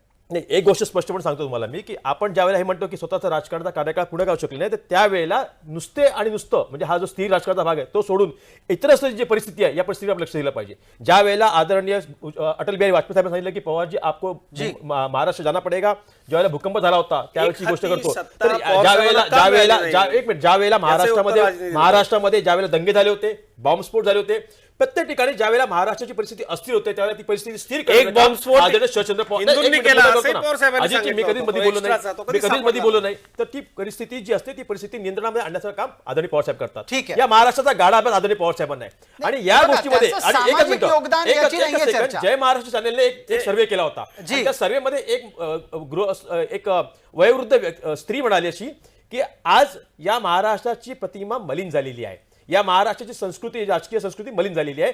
तिला जर पुन्हा एकदा आपल्याला महाराष्ट्र स्थिर करायचं असेल तर त्यासाठी शरदचंद्र पवार साहेब हवेत. ठीक आहे, मग जय आपण महाराष्ट्र पटकन चॅनलच्या सर्वेमध्ये म्हटलेलं आहे. अरुण सामंतांना विचारूयात. लोक नेमके कोण? जी, अरुण सामंतांना विचारूयात. महाराष्ट्राची प्रतिमा मलिन झाली आहे हे म्हणणारी लोक ही आपसूक शिंदेच्या बंडाकडे, त्यानंतर अजित पवारांच्या बंडाकडे बोट दाखवत असतात. तुमच्या लेखी एकनाथ शिंदेंनी केलेलं बंड आणि नंतर अजित पवारांनी सुद्धा घेतलेली वेगळी भूमिका ही महाराष्ट्राची प्रतिमा मलिन करणारी होती, की या दोन्ही बंडांना तुम्ही त्यावेळेची राजकीय अपरिहार्यता ठरवाल? अरुण सावंत. अगदी बरोबर आहे, आपलं शेवटचं वाक्यच योग्य आहे. आणि या दोन्ही बंडांमुळे महाराष्ट्राची प्रतिमा मलिन झाली असं आम्ही मुळीच मानायला तयार नाहीत. कारण ती त्यावेळची परिस्थिती होती, त्यावेळेचं ती मागणी होती.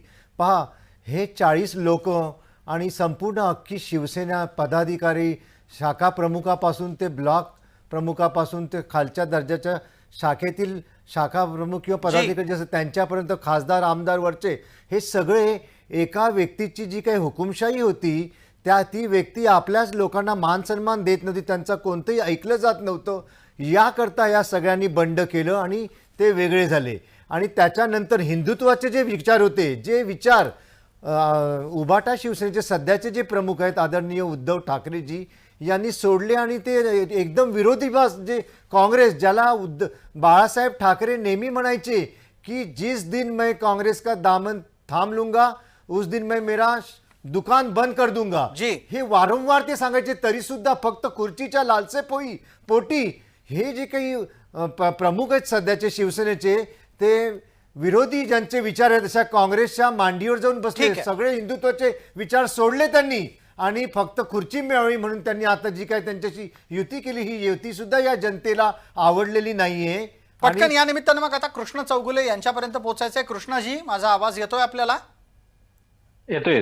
बिलकुल. महाराष्ट्राची सांस्कृतिक राजधानी या नात्यानं जो परिसर, जो प्रदेश परिचित आहे, तिथून आपण आता आमच्याशी जोडले गेलेले आहात. मला कृपया या गोष्टीचा खुलासा पटकन करा की कोल्हापुरात नक्की जेव्हा आपण कोल्हापूर म्हणतो तेव्हा स्वाभाविकरित्या पश्चिम महाराष्ट्र या विषयाची चर्चा अपेक्षित असते. पश्चिम महाराष्ट्रात हवा कुणाची आहे? पश्चिम महाराष्ट्रातील चित्र पाहायला गेलं तर महायुतीनं पश्चिम महाराष्ट्र हे केंद्रित केलेलं आहे. नुकतंच केंद्रीय गृहमंत्री अमित शहा यांनी कोल्हापूर दौरा करून त्या ठिकाणी पश्चिम महाराष्ट्रातील सर्व भाजपच्या आणि पदाधिकाऱ्यांच्या बैठका घेऊन त्यांनी पश्चिम महाराष्ट्रावर लक्ष केंद्रित करा अशा सूचना दिलेल्या आहेत. आणि यामध्ये विशेषतः केवळ भाजप म्हणून बघू नका, भाजपच्या पदाधिकाऱ्यांना त्यांनी सूचना दिल्या आहेत, केवळ भाजप म्हणून बघू नका, तर घड्याळ आणि शिवसेनेचं धनुष्य हे देखील आपलं चिन्ह आहे. हे सर्व महायुती म्हणून एकजीव म्हणून तुम्ही प्रयत्न करा, तरच आपल्याला पश्चिम महाराष्ट्र. जी कृष्णाजी, बोलता बोलता आपला आवाज तुटलाय, आपला संपर्क बाधित होतोय, पण जो मुद्दा तुम्ही मांडलात त्या मुद्द्याच्या आधारे पुढे जायचं आहे. आपला संपर्क परत एकदा स्थापित होतोय असं कळतंय. कृष्णाजी, आवाज येतोय? Yes sir. मुद्दा पूर्ण करा. आपण म्हणत होतात महायुतीनं बऱ्यापैकी लक्ष केंद्रित केलेलं आहे कोल्हापुरात. पश्चिम महाराष्ट्रात मवियाची स्थिती काय वाटते? महाविकास आघाडीची स्थिती देखील प्रबळ आहे.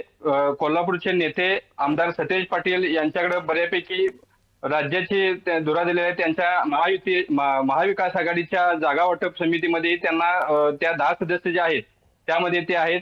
आणि त्यांच्याकडं विशेषतः कोल्हापूरसह पश्चिम महाराष्ट्राची धुरा एक महाविकास आघाडी म्हणून, जरी ते काँग्रेसचे नेते असले तरी महाविकास आघाडी म्हणून त्यांची महाविकास आघाडीची एक मोठ करण्यासाठी महाविकास आघाडीची त्यांच्याकडे जबाबदारी दिलेली आहे. जी, एक पटकन छोटा प्रश्न आहे, अगदी 10 सेकंदात उत्तर द्या. ऐन वेळेला सतेज उर्फ बंटी पाटील हे मुख्यमंत्री पदाचे दावेदार म्हणून स्वतःला पुढे आणतील का?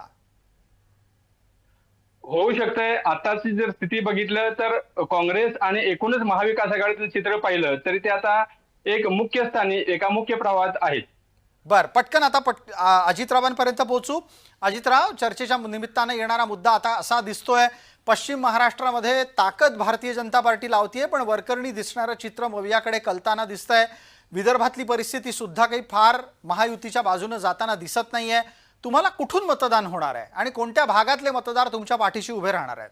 आम्हाला संपूर्ण महाराष्ट्रातनं मतदान होणार आहे. कारण त्याचं असं आहे सर, विरोधकांनी मागच्या काळामध्ये आपण अतिशय गांभीर्याने हा मुद्दा महाराष्ट्राच्या जनतेपुढं मला मांडायचा आहे की जाती जातीत भांडण लावण्याचा प्रयत्न केला, परंतु ज्या गोष्टी सातत्यानं सरकारनं देऊ केल्या होत्या किंवा या सरकारनं करण्याचा प्रयत्न केल्या, निर्णय घेतले आणि त्याची अंमलबजावणी सुद्धा केली, ते स्वातंत्र्यानंतर काँग्रेसचं इतके वर्ष राज्य होतं, मधल्या काळामध्ये आम्हाला सुद्धा त्यासाठी संघर्ष करावा लागला, पण त्या न झालेल्या गोष्टी आम्ही केल्या.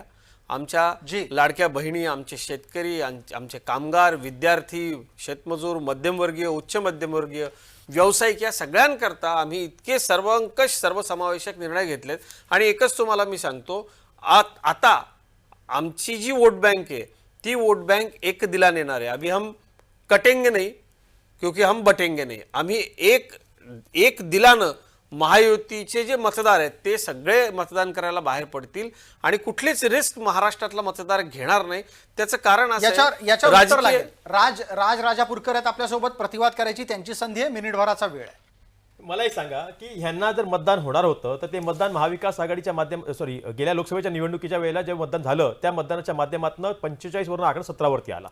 हीच भारतीय जनता पार्टी होती. Fake narrative. Bharatiya Janata party होती, ज्या भारतीय जनता पार्टीने सांगितलं की अबकी बार 400 पार जाएंगे, 45च्या वरती आमच्या सीटा महाराष्ट्रामध्ये येणार करून. हे झाल्यानंतर जेव्हा ह्यांना लक्षात आलं की आता महाराष्ट्रामध्ये आपला टिकाव लागणार नाही, 3 महिन्यामध्ये नको नको त्या योजना आणल्या महाराष्ट्रामध्ये आणि महाराष्ट्राच्या आर्थिक राजकारणात एवढा मोठा नको- हे पुढे नको- करतो ना, नको त्या महाराष्ट्राच्या योजना, आर्थिक राजकारणावरती नको- भार नको टाकला. त्या पण याच्यावरती सांगतो ना, राजभाई, मी सांगतो ना पुढे करतो ना, अजित ज्याला मी सांगतो ना, अविनाश आहे, सांगतो ना बंद केला. मी सांगतो ना मी पुढे करतो ना, नको- मी नको तुमच्यामध्ये साहेब. बोललो नाही. तिसरी गोष्ट अटल से तू केला, नको साहेब. अहो तिसरी गोष्ट पूर्ण महत्त्वाची कोणती आहे ना, अरुणजी, 8 वरून 15 नाही, तुम्ही अरुणजी, गेल्या 50 अरुणजी, वर्षात नाही केलं. मराठा समाजाला संविधानिक आरक्षणाच्या दर्जा दिला. माध्यमातून तुम्ही जे गाजर दाखवलं आणि तुमच्याच उपमुख्यमंत्री असलेल्या गाजर पुन्हा नाही, एक आम्ही मंत्र्यांना करून दाखवलं. तुम्ही गाजर 10% दाखवलं. आरक्षण टिकून आज तुमची दाखवलं. शेवटची कॅबिनेट गाजरने संपली, आज enjoy आज करतायत तुमची मराठे. शेवटची कॅबिनेट संपली, आणि या परंतु आरक्षणाला तिथे देखील कोर्टाने सुद्धा तुमच्याकडनं मान्यता आरक्षणावरती दिलेली आहे. मराठा समाजाला कोर्टाने निर्णय देता नाही या आला. आरक्षणाला तुम्ही कुठल्याही प्रकारची मराठा आंदोलन नाही समाजाची केली. फसवणूक केली एकीकडे आणि दुसरीकडे ओबीसी समाजाच्या आरक्षणाच्या विषयाच्या विरोधामध्ये विकास किसन गवळी नावाच्या माणसाला हायकोर्टामध्ये पाठवलं. प्रसादजी मला पूर्ण करून दे. जी, प्रसादजी मला पूर्ण करून दे. दिलेल्या 2 मिनिटात वेळ मला दिलंय पूर्ण करून दे. सरकारने आम्हाला. ठीक आहे. या माध्यमातून दोन्ही समाजाला आपसात लढवण्याचा प्रयत्न केला. एवढं संपलं नाही तर यांनी धनगर आणि आदिवासी या दोन्ही समाजाला पुन्हा एक लढवण्याचा प्रयत्न केला, पण यांना ह्यांचा मतदार शोधता आला नाही आणि शेवटच्या मिनिटाला मग जेव्हा शोधता आला नाही तेव्हा ह्या योजना आणल्या, भरभरून आणल्या आणि महाराष्ट्र जनतेला म्हटलं की आम्हाला वोट करा. आणि आज सगळ्या वृत्तपत्रांच्या हेडलाईन वरती आमचा मुख्यमंत्री म्हणून भारतीय जनता पार्टीने यांच्याच महायुतीमध्ये यांचं टिकत नाही आणि जमत नाही हे दाखवून दिलेलं आहे. याच्यावर त्यामुळे काही यांची उत्तर आहे का अरुण विश्वासार्हता सावंत? संपलेली आहे. अरुण सावंत याच्यावर काही उत्तर आहे का? पहिली गोष्ट म्हणजे आदरणीय शरद पवार साहेबांचे जे काही प्रवक्ते आहेत हे चुकीची माहिती जनतेला देत आहेत. पहा, गेल्या 50 वर्षांमध्ये आदरणीय शरद पवारजी त्यांचा पक्ष म्हणा किंवा काँग्रेस पक्ष म्हणा स्वातंत्र्यापासून आजपर्यंत कधी त्यांनी ओबीसी समाजासाठी किंवा मराठा समाजासाठी काम केलं. ऐका अहो, आता एकच आता ऐका मिनिटं, एकच मिनिटं. मी नाही, तुम्हाला एकच 5 मिनिटं. मिनिटं देतो. ऐका एक मंडल आयोगाच्या तुम्ही माध्यमातून एवढा चांगला या निर्णय महाराष्ट्रामध्ये आता OBC आणि मराठा सगळी पहिली समाजासाठी- भूमिका घेणारे अहो, मंडल आयोगावर नुसती भूमिका घेऊन भागत नाही. घेणार नाही. मंडल आयोगाने सांगितलं मी होतं. कधी बोलणार नाही. OBC मला फक्त आयोगाला एवढं सांगायचं होतं. संविधानिक दर्जा मी का नाही complete दिला? शरद अजितजी पवारांनी complete complete केलेलं आहे. Ajitji I completed. नाही एवढा चांगला अजितजी निर्णय आहे आता complicated. ओबीसी समाजासाठी आणि मराठा समाजासाठी मंडळ राज्य आयोगाचं नाव सरकारने घेता फक्त घेतला. तुम्ही. अजित, तो आहे संविधानिक दर्जा का दिला? नॉन क्रिमी लेअरचा एवढ्या वर्षापासून मागणी होती, तुम्ही का नाही आजपर्यंत केला? तो निर्णय आज महायुती सरकारने केला, ज्याच्यामुळे 8 लाखाच्या वरचे जेवढे काही गरीब होते ज्यांना नोकरीमध्ये आणि शिक्षणामध्ये न्याय मिळत नव्हता त्यांना आता मिळणार आहे. करोडो लोकांना याचा फायदा होणार आहे. ते तुमच्या आता पोटात दुखायला लागलं. तुम्ही असं म्हणता की मराठा समाजावरती अन्याय आमच्या सरकारने केला, तर आमच्याच सरकारने 10% राखीव जे काही आरक्षण आहे ते मराठा समाजाला दिल्याने टिकवलं आमच्या मुख्यमंत्र्यांनी सरकारने. परंतु तुम्ही त्याच्यामध्ये सुद्धा कोर्टामध्ये जाऊन मध्ये मध्ये चुकीची काढी माहिती घालायचा देऊ नका, प्रयत्न अरुणजी. करत आहात. चुकीचं नाही. आरक्षणाची अख्खा मर्यादा महाराष्ट्र 50% सांगतोय. वरून पुढे नेऊन आज- तमिळनाडू सारख्या राज्याने जे दाखवून दिलेलं आहे बरोबर ते आहे. महाराष्ट्राला आपल्या- करता आलं असतं. नाही, केंद्रात आणि तुमच्या राज्यामध्ये शरद पवारांनी सत्ता वाटलं होती, शरद तरी देखील पवारांनी तुम्हाला वाटलं करता आलं इथे. नाही. आणि शेवटी तुम्ही मराठ्यांना- मनोज जरांगेंच्या माध्यमातून मराठ्यांना झालेल्या मराठा ओबीसीतून आरक्षणाच्या आरक्षण ऐकत द्या. या पूर्ण आंदोलनाला विचारलं शरद तुम्ही पवारांना. त्याला गाजर केलेला आहे. राजजी, एवढंच नाही, स्पष्ट करा ओबीसीच्या बाबतीमध्ये मराठ्यांचं देखील आरक्षण सोडलं कोणी? ओबीसीच्या बाबतीमध्ये शरद देखील पवार भूमिका साहेबांनी. स्पष्ट अट घालता. भूमिका स्पष्ट त्या करा. क्रिमी- आता तुम्ही हे जाऊन बघा, सांगता, अजितजी, केंद्राला जाऊन सांगा हे बघा, म्हणून. अजितजी, आरक्षणाची कॅपिंग वाढवा. अरुणजी बोलताना मी त्यांच्या फक्त गोष्टीवरती स्पष्टता दिली. ठीक आहे. मध्ये मला बोलायचं नाही. हस्तक्षेप करू दे, पण आता राजपुरकर आहे. ओबीसीला आरक्षण देणारा मराठा सर्वप्रथम एक जर व्यक्ती शरद असेल पवारांची तर त्या भूमिका व्यक्तीचं नाव सांगा. शरदचंद्र पवार आहे. OBC हे तुम्हाला मी आरक्षण ठामपणे द्यावं का? सांगतो. सांगा. दुसरी गोष्ट होती शरद की पवारांची भूमिका देशाच्या काय? संसदेमध्ये मी मराठा आहे, सांगा. ज्यावेळेला मी तुम्हाला समाज म्हणून प्रश्न सुप्रियाताई विचारतो. सुळे सांगा. सुप्रियाताई सुळे सुप्रिया ज्यावेळेला सुळेंनी संसदेमध्ये मराठा मराठा आरक्षणावरती बोलत आरक्षणाच्या होत्या बाबतीमध्ये त्यावेळेला प्रसादजी भारतीय जनता हास्यास्पद ठरवलं मराठा पक्षाचा आरक्षणाला. ही संसद हास्यास्पद संसदेमध्ये ठरवलं. आरक्षणावर उत्तर बोलायला द्या. तयार नव्हता. उत्तर द्या ना. यांचा बीजेपीचा राजजी, यांच्याकडे राजजी, उत्तर असेल द्या. तर एक लिस्ट द्यावी. अहो, उत्तर राजजी, द्या. 2 मिनिटं, एक लिस्ट द्यावी. राजजी, उत्तर द्या. राजजी, बीजेपीचा एक- काय एक- भूमिका आहे एक- संसदेत? शरद पवारांची एखाद्या राष्ट्रपतीची संसदचं नाव भूमिका द्यावं, काय आहे? ज्याने काय आरक्षणावरती भूमिका आहे संसदेमध्ये तुमची? भूमिका अहो, मांडली. तुमची भूमिका सांगा ना. शरद पवार पवारांची भूमिका काय साहेबांची भूमिका ही होती. मराठा समाजाला ओबीसीत आरक्षण दिलं पाहिजे असं एक पवारांना सांगतो वाटतं मी. का? पवार असं साहेबांनी तुम्हाला वाटतं सांगितलं का? की आरक्षण वाटतं का तेवढं सांगा. आरक्षण ते द्यावं काय जे द्यावं? संविधानिक असावं, अहो मग जे आम्ही कायद्यामध्ये काय दिलं टिकणारं होतं? तुम्ही असावं. टिकवू नाही हे शकलात त्यांनी ना. स्पष्ट सांगितलं होतं. पवार साहेबांनी OBC हे को- म्हटलं की अहो, अगर देना है तो केंद्र में मनोज सरकार को सरांगे- ये फैसला लेना नहीं, नहीं, चाहिए. नहीं. महाराष्ट्र असं को कसं- ताकदीचा नाही, अपने ऐका. करायला असं पाहिजे. कसं- तुम्ही मराठा विरोधात बोलू नका. समाजाचं आरक्षण वाटोळं तुम्ही जर कोणी ओबीसी केलं आणि असेल, आरक्षणाच्या मध्ये तर शरद तुम्ही जो पवार तेढ यांनी निर्माण केलं. केला, मराठा धनगर समाजाचं आणि यादीमधून आदिवासीच्या नाव मध्ये कोणी खोडलं? जो तेढ निर्माण केला, तो तुम्ही निवडणुकीच्या तोंडावर निर्माण केला आहे. एक लक्षात होतं तुम्हाला की तुम्हाला मराठा समाज वोट करत नाहीये. ओबीसी समाजाला तुम्ही वेटीस काय धरलं. तुमचं म्हणणं ओबीसी आहे? महामंडळ जारंगेंची जे मागणी आहे. महामंडळाला तुम्हाला सांगा ना 2 वर्ष तुम्ही. पूर्ण करताना अहो, देखील तुम्ही सांगा निधी ना. देता आला नाहीये. उडवली प्रसादजी, देता आला नाही.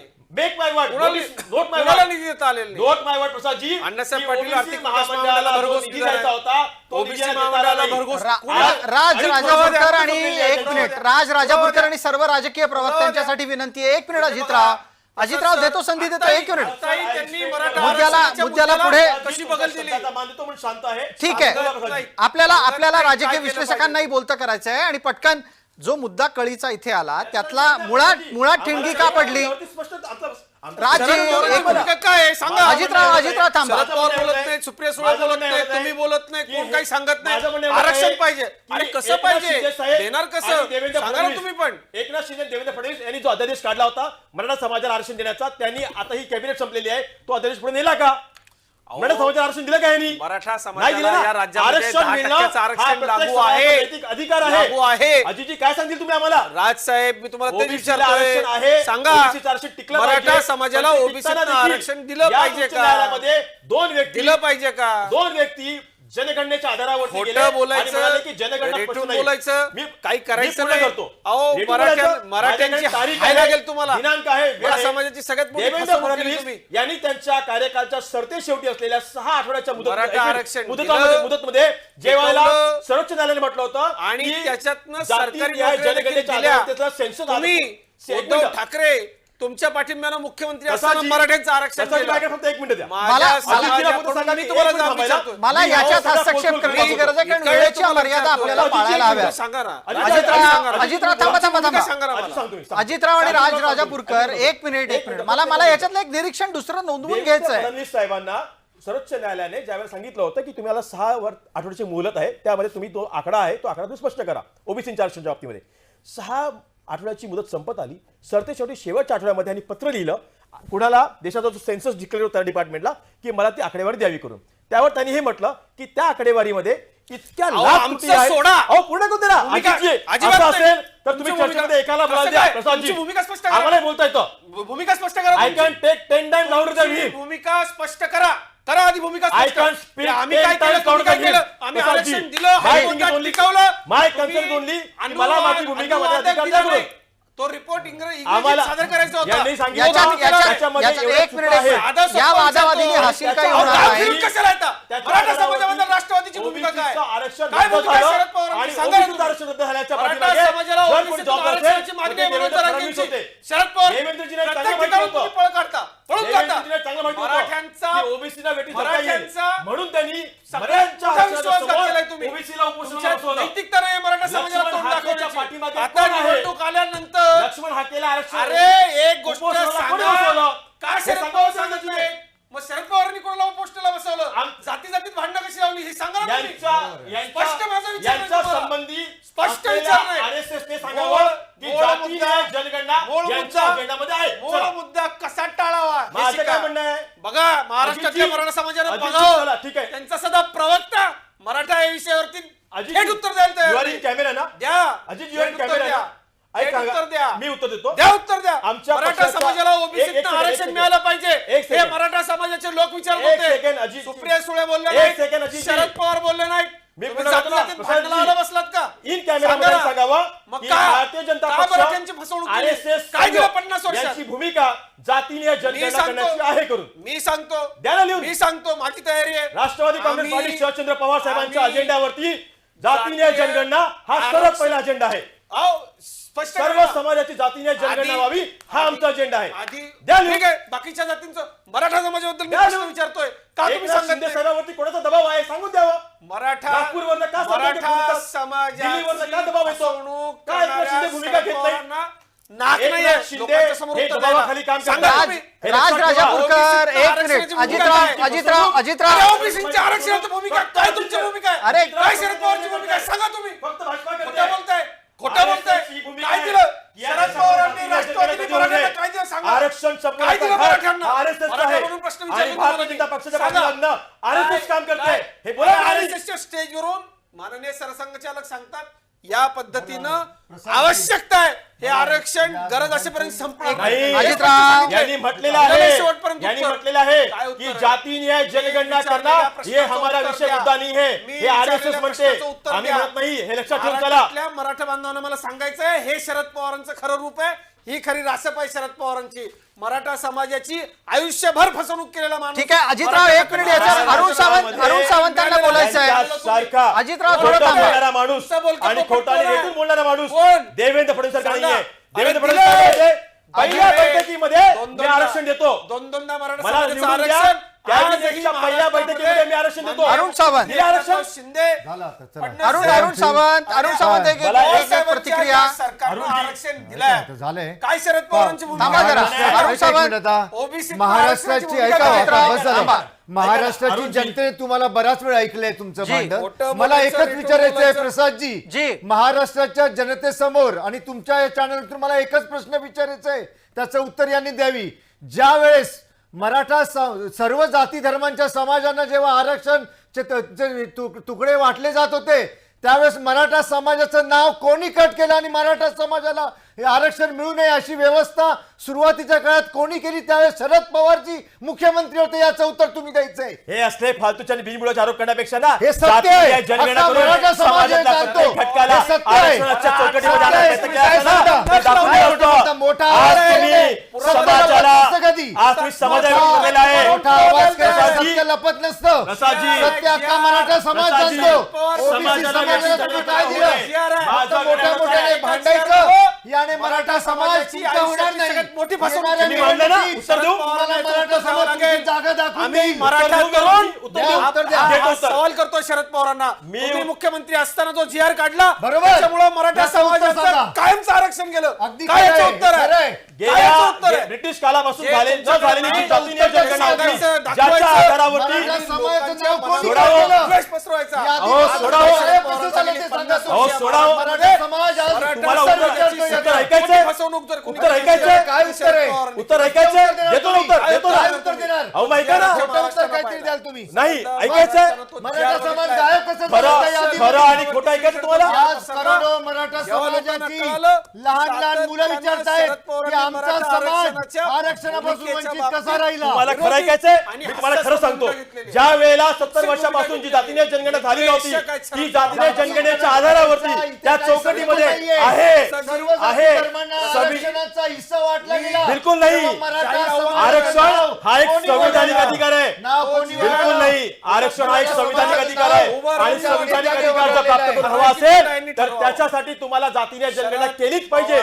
पण ज्या वेळेला या देशामध्ये जातीय जनगणना नाकारली गेली आणि ते नाकारण्याचं काम फक्त आरएसएस कडे झालं त्याच्यामुळे महाराष्ट्र वेगळी धरला गेला. जर ती जातीय जनगणना ऐका आता झाली जरा तर एक मिनिट आता महाराष्ट्राचा आता आता आता थांबा शैक्षणिक, एक मिनिट सर्वांगीण राजजी विकासाच्या खाली राजजी आणि अजितराव दोघांनी थांबा. मला आता ही थेट व्याख्या होती. मला आता हरीश शमगर यांच्यापर्यंत पोहोचायचंय. हरीजी, आवाज येतोय बराच वेळ इथे राजकीय प्रवक्त्यांच्या मध्ये शब्दबाण चालले. तुम्हाला माझा आवाज पोहोचतोय? मी पटकन प्रश्न विचारणार आहे आपल्याला. प्राप्त स्थितीमध्ये मराठा ओबीसी यांच्यात काही सामाजिक दृष्ट्या सख्य राहिलेलं महाराष्ट्रात दिसत नाही. तुम्ही केवळ आणि केवळ पश्चिम महाराष्ट्र नाही तर मराठवाडा, विदर्भ आणि उर्वरित महाराष्ट्र याचा एकत्रित विचार करून सांगा, मतदार म्हणून मराठे आणि ओबीसी आणि बिगर मराठे बिगर ओबीसी काय विचार करतायत? याच्यामध्ये तुम्ही म्हटलं ते बरोबर आहे. आरक्षणाच्या मुद्द्यावरून मराठा आणि ओबीसी यांच्यामध्ये ठिणगी पडलेली आहे.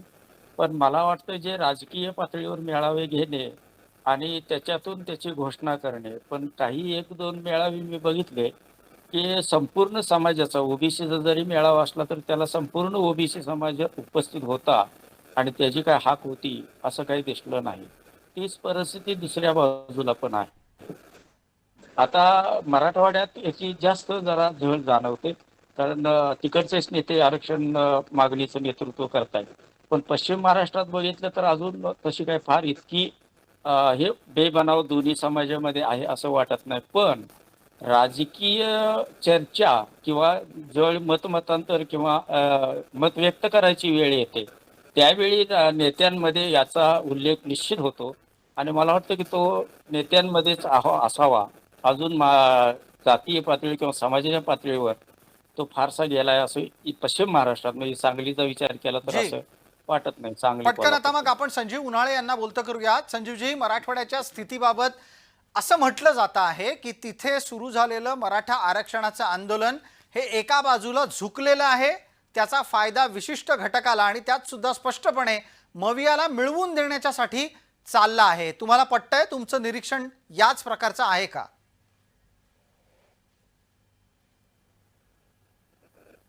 संजीव उन्हाळे यांच्यापर्यंत माझा आवाज कदाचित पोहोचलेला दिसत नाहीये. मला विचारायचं आहे, आपल्याला कृष्णा चौगुले सोबत आहेत. आवाज येतोय कृष्णाजी? हा, येतोय सर. आपण हा प्रश्न ऐकला असेल तर उत्तर द्या पटकन, की मराठा आरक्षणाच्या आंदोलनाचा फायदा मवियालाच होणार अशा प्रकारचं निरीक्षण कोणी मांडलं तर ते योग्य आहे का? आता नुकत्याच झालेल्या लोकसभा निवडणुकीतील चित्र बघितलं तर त्या मराठा आरक्षणाच्या मुद्द्याचा फायदा मवियाला झालेला आपण सगळ्यांनीच पाहिलेला आहे.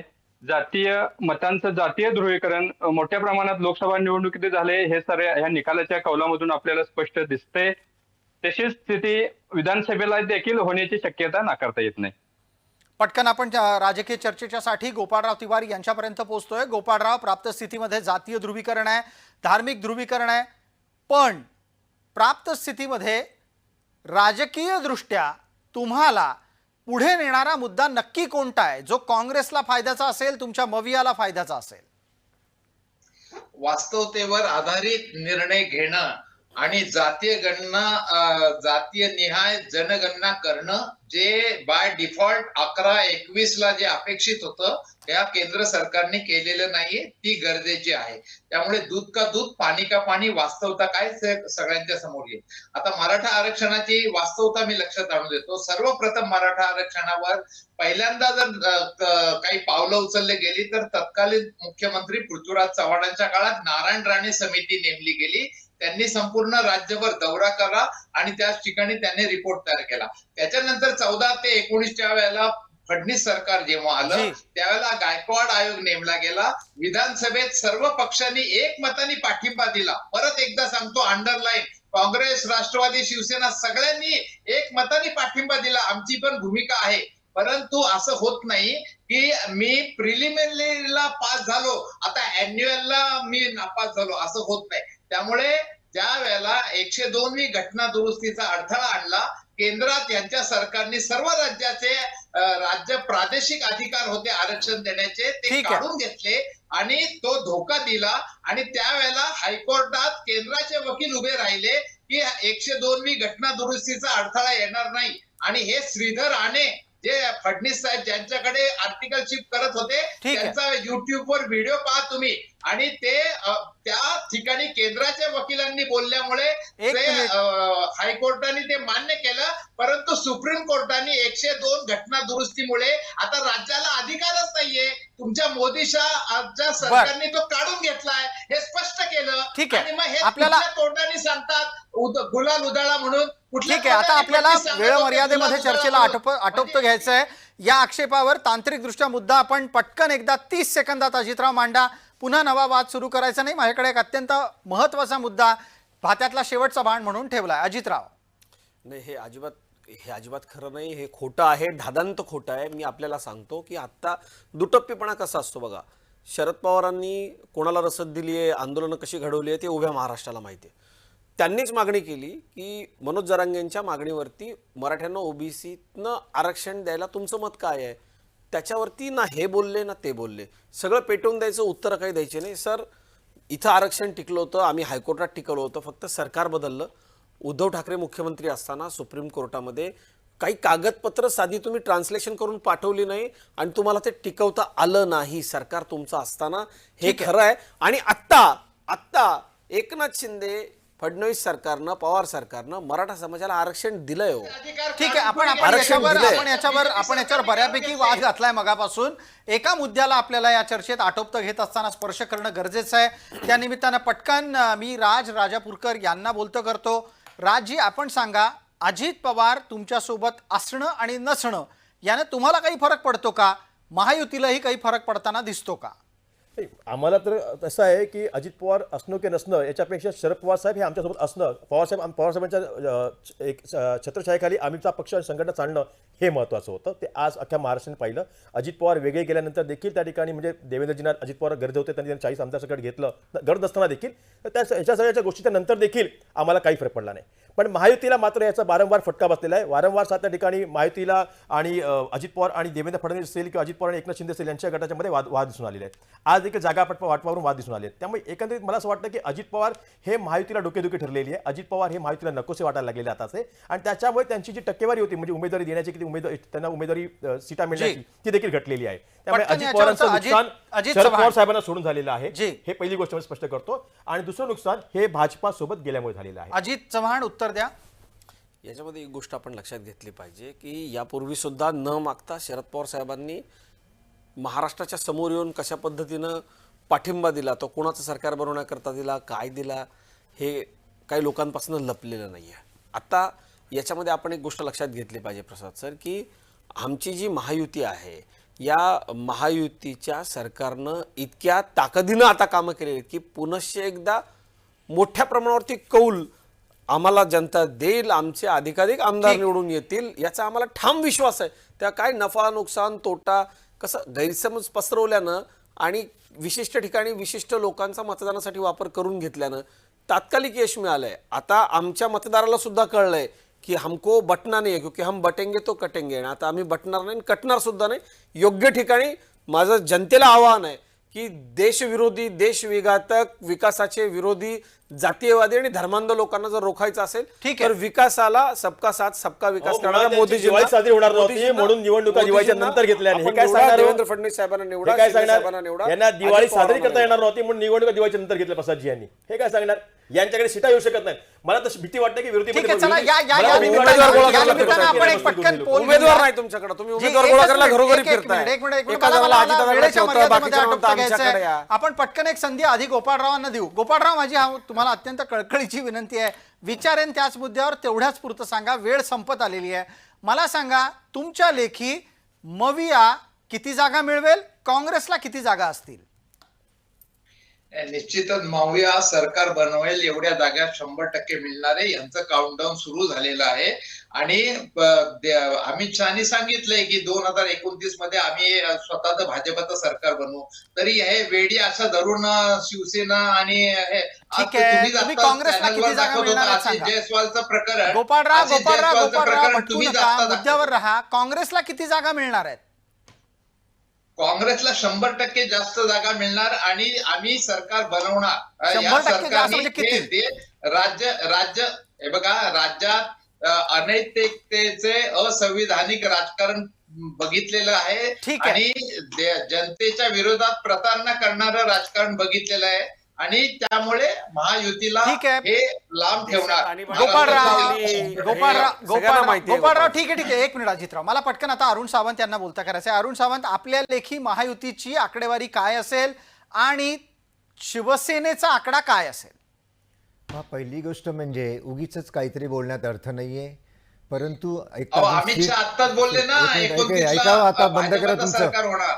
एक अजून आमच्या पक्षाच्या जागा डिक्लेअर झालेल्या नाहीये.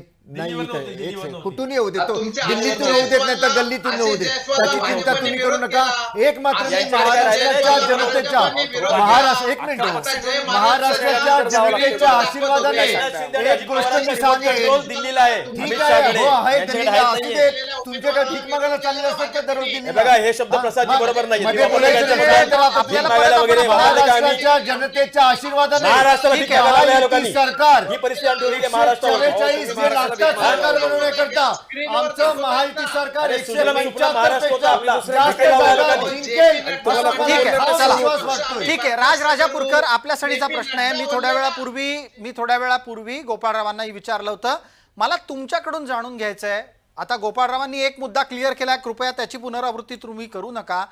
मविया सरकारमध्ये जर येणार असेल तर मवियात तुमचा पक्ष म्हणजे तुमचा जो राष्ट्रवादी शरदचंद्र पवार एवढ्या लांबलचक नावाचा आत्ता पक्ष आहे, त्याला किती जागा मिळणार आहेत? 75 जागांचा काहीतरी त्या ठिकाणी आता मी एबीपी माझावरती त्या ठिकाणी मी पाहिलं की 75 जागा राष्ट्रवादी काँग्रेस पार्टी शरदचंद्र पवार पक्ष म्हणजे आमचा पक्ष लढवणार आहे, त्या उर्वरित काही काँग्रेस आहे आणि मग शिवसेना पण आहे उद्धव साहेबांची. आमचा स्ट्राईक रेट पाहता 85%चा होता. The same strike rate will be maintain. तो सेम स्ट्राईक रेट आमचा आताच्या विधानसभेला मेंटेन केला जाईल आणि मला आशा आहे की 75 पैकी 85% स्ट्राईक रेट जर पकडला तर त्या ठिकाणी एक साधारणतः 60, 65, 70च्या आसपास आमचा जो आकडा असेल त्या दैवाने असेल. आम्ही त्या नियमाने आमची घोडदौड चालू. आणि दुसरी गोष्ट, एक मिनिट, दुसरी गोष्ट पुन्हा करतो, दुसरी गोष्ट पुन्हा करतो. 150च्या वरती आमची आकडेवारी जाईल आणि महाविकास आघाडी येणाऱ्या दिवाळीनंतरच्या काळामध्ये सरकारमध्ये बसेल. दुसरी गोष्ट शिवाजी महाराजांच्या नावावरती जे सरकारमध्ये आले होते त्यांनी समुद्रामध्ये पाण्याचे कलश घातले, सगळ्या नद्यांचे पाणी आणलं, पण शिवाजी महाराजांचं स्मारक मात्र या महाराष्ट्रात बनलं नाही. शिवाजी महाराजांचा पुतळा पाडण्याचं काम मात्र या लोकांनी केलं. महाराष्ट्र या लोकांना कधीही माफ करणार नाही. प्रसादजी, बरं, पटकन अजितराव, आता मुद्द्याला आपण येऊयात. राज्यातला सगळ्यात मोठा पक्ष असलेला भारतीय जनता पार्टी नामक पक्ष किती जागा मिळवणार आहे आणि तुमच्या लेखी या सगळ्या निवडणुकीच्या आकड्यामध्ये सगळ्यात शेवटच्या क्रमांकावर कोण असणार आहे? मी तुम्हाला खरं सांगू, शेवटच्या प्रश्नाचं आधी उत्तर देतो. मी या महाराष्ट्रामध्ये आघाडीचा पत्रकार होतो आणि मला माझ्यातला पत्रकार इथं बोलल्यापासून हे स्वस्थ बसू देत नाहीये, पण मी सांगतो याच्यामध्ये सगळ्यात मोठा तोटा जर तो कोणाचा होईल तर तो उबाठाचा होणार आहे आणि तो कुणामुळे होणार आहे हे देखील सगळ्यांना माहिती आहे. म्हणजे असंघाशी संघ करू नये. बाळासाहेबांनी सांगितलेली एक एक गोष्ट किती खरी होती आणि किती महत्त्वाची होती हे सत्तालोलूप लोकांना 10 वाजताच्या भोंग्याला लक्षात येईल केव्हा की आपल्या मालकाचं ते संपूर्ण नुकसान करून चुकलेले असतील. आता आमच्या बाबतीत बोलायचं झालं तर अतिशय आत्मविश्वासानं मी आपल्याला सांगतो की या राज्यामध्ये पुन्हा एकदा भगवाच फडकणार आहे. तो भगवा छत्रपतींचा असेल, तो भगवा तुळजा भवानीचा असेल, तो भगवा आम्ही जो दसऱ्याला अभिमानानं फडकवतो तोच असेल. हिंदुत्वाचा झेंडा असेल. त्याच पद्धतीनं एक लक्षात ठेवा, अहिल्यानगरचं अहमदनगर करणार आहेत. माझ्या मुस्लिम भगिनींच्या ट्रिपल तलाकला या लोकांचा विरोध आहे.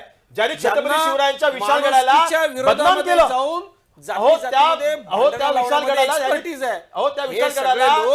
हे सगळे लोक जर महाराष्ट्र ठीक आहे, वेळ मर्यादा आकडा नाही आला आपल्याकडून, अजितराव आकडा नाही आला. राजराजापूरकर, त्या छत्रपती शिवरायांनी 18 प्रकार जातींना एकत्र करून स्वराज्य निर्माण केलं. छत्रपती शिवरायांना बदनाम करण्याचं काम केलं आणि विशाळगडावरती गालबोट लावलं. ज्यांनी सगळ्या धर्माच्या लोकांना एकत्र घेऊन स्वराज्य निर्माण केलं त्या विशाळगडाच्या पायथ्याशी शिवाजी महाराजांची उपाधी तुम्ही स्वतःला लावून घेता. राज्याचे गृहमंत्री जाणते राजे म्हणवता हे सांगणार याच्यापेक्षा मोठा अपमान. ठीक आहे, एक मिनिट, आपला मुद्दा वाढत जाईल. आता मला वेळेची मर्यादा आहे. मला राज्य आणि अजितराव दोघांनाही हस्तक्षेप करतो. वेळ मर्यादेमध्ये आपल्याला थांबायला पाहिजे. या चर्चेला आटोपतं घेण्याची वेळ आलेली आहे. मला इथेच आपल्या सगळ्यांना निरोप द्यायचा आहे. आपण सर्व मान्यवर या चर्चेमध्ये सहभागी झालात त्याबद्दल आपले मनपूर्वक आभार. तर महाराष्ट्रामध्ये विधानसभेच्या निवडणुका घोषित होतात. ज्या पद्धतीची राजकीय चर्चा आपल्या समोर आली आहे त्यातून आपल्याला अंदाज आलाच असेल की येत्या दिवसात राजकीय चर्चेचं वातावरण किती तापत जाणार आहे. तूर्तास इथेच थांबतोय. आपण सर्वजण पाहत रहा फक्त जय महाराष्ट्र.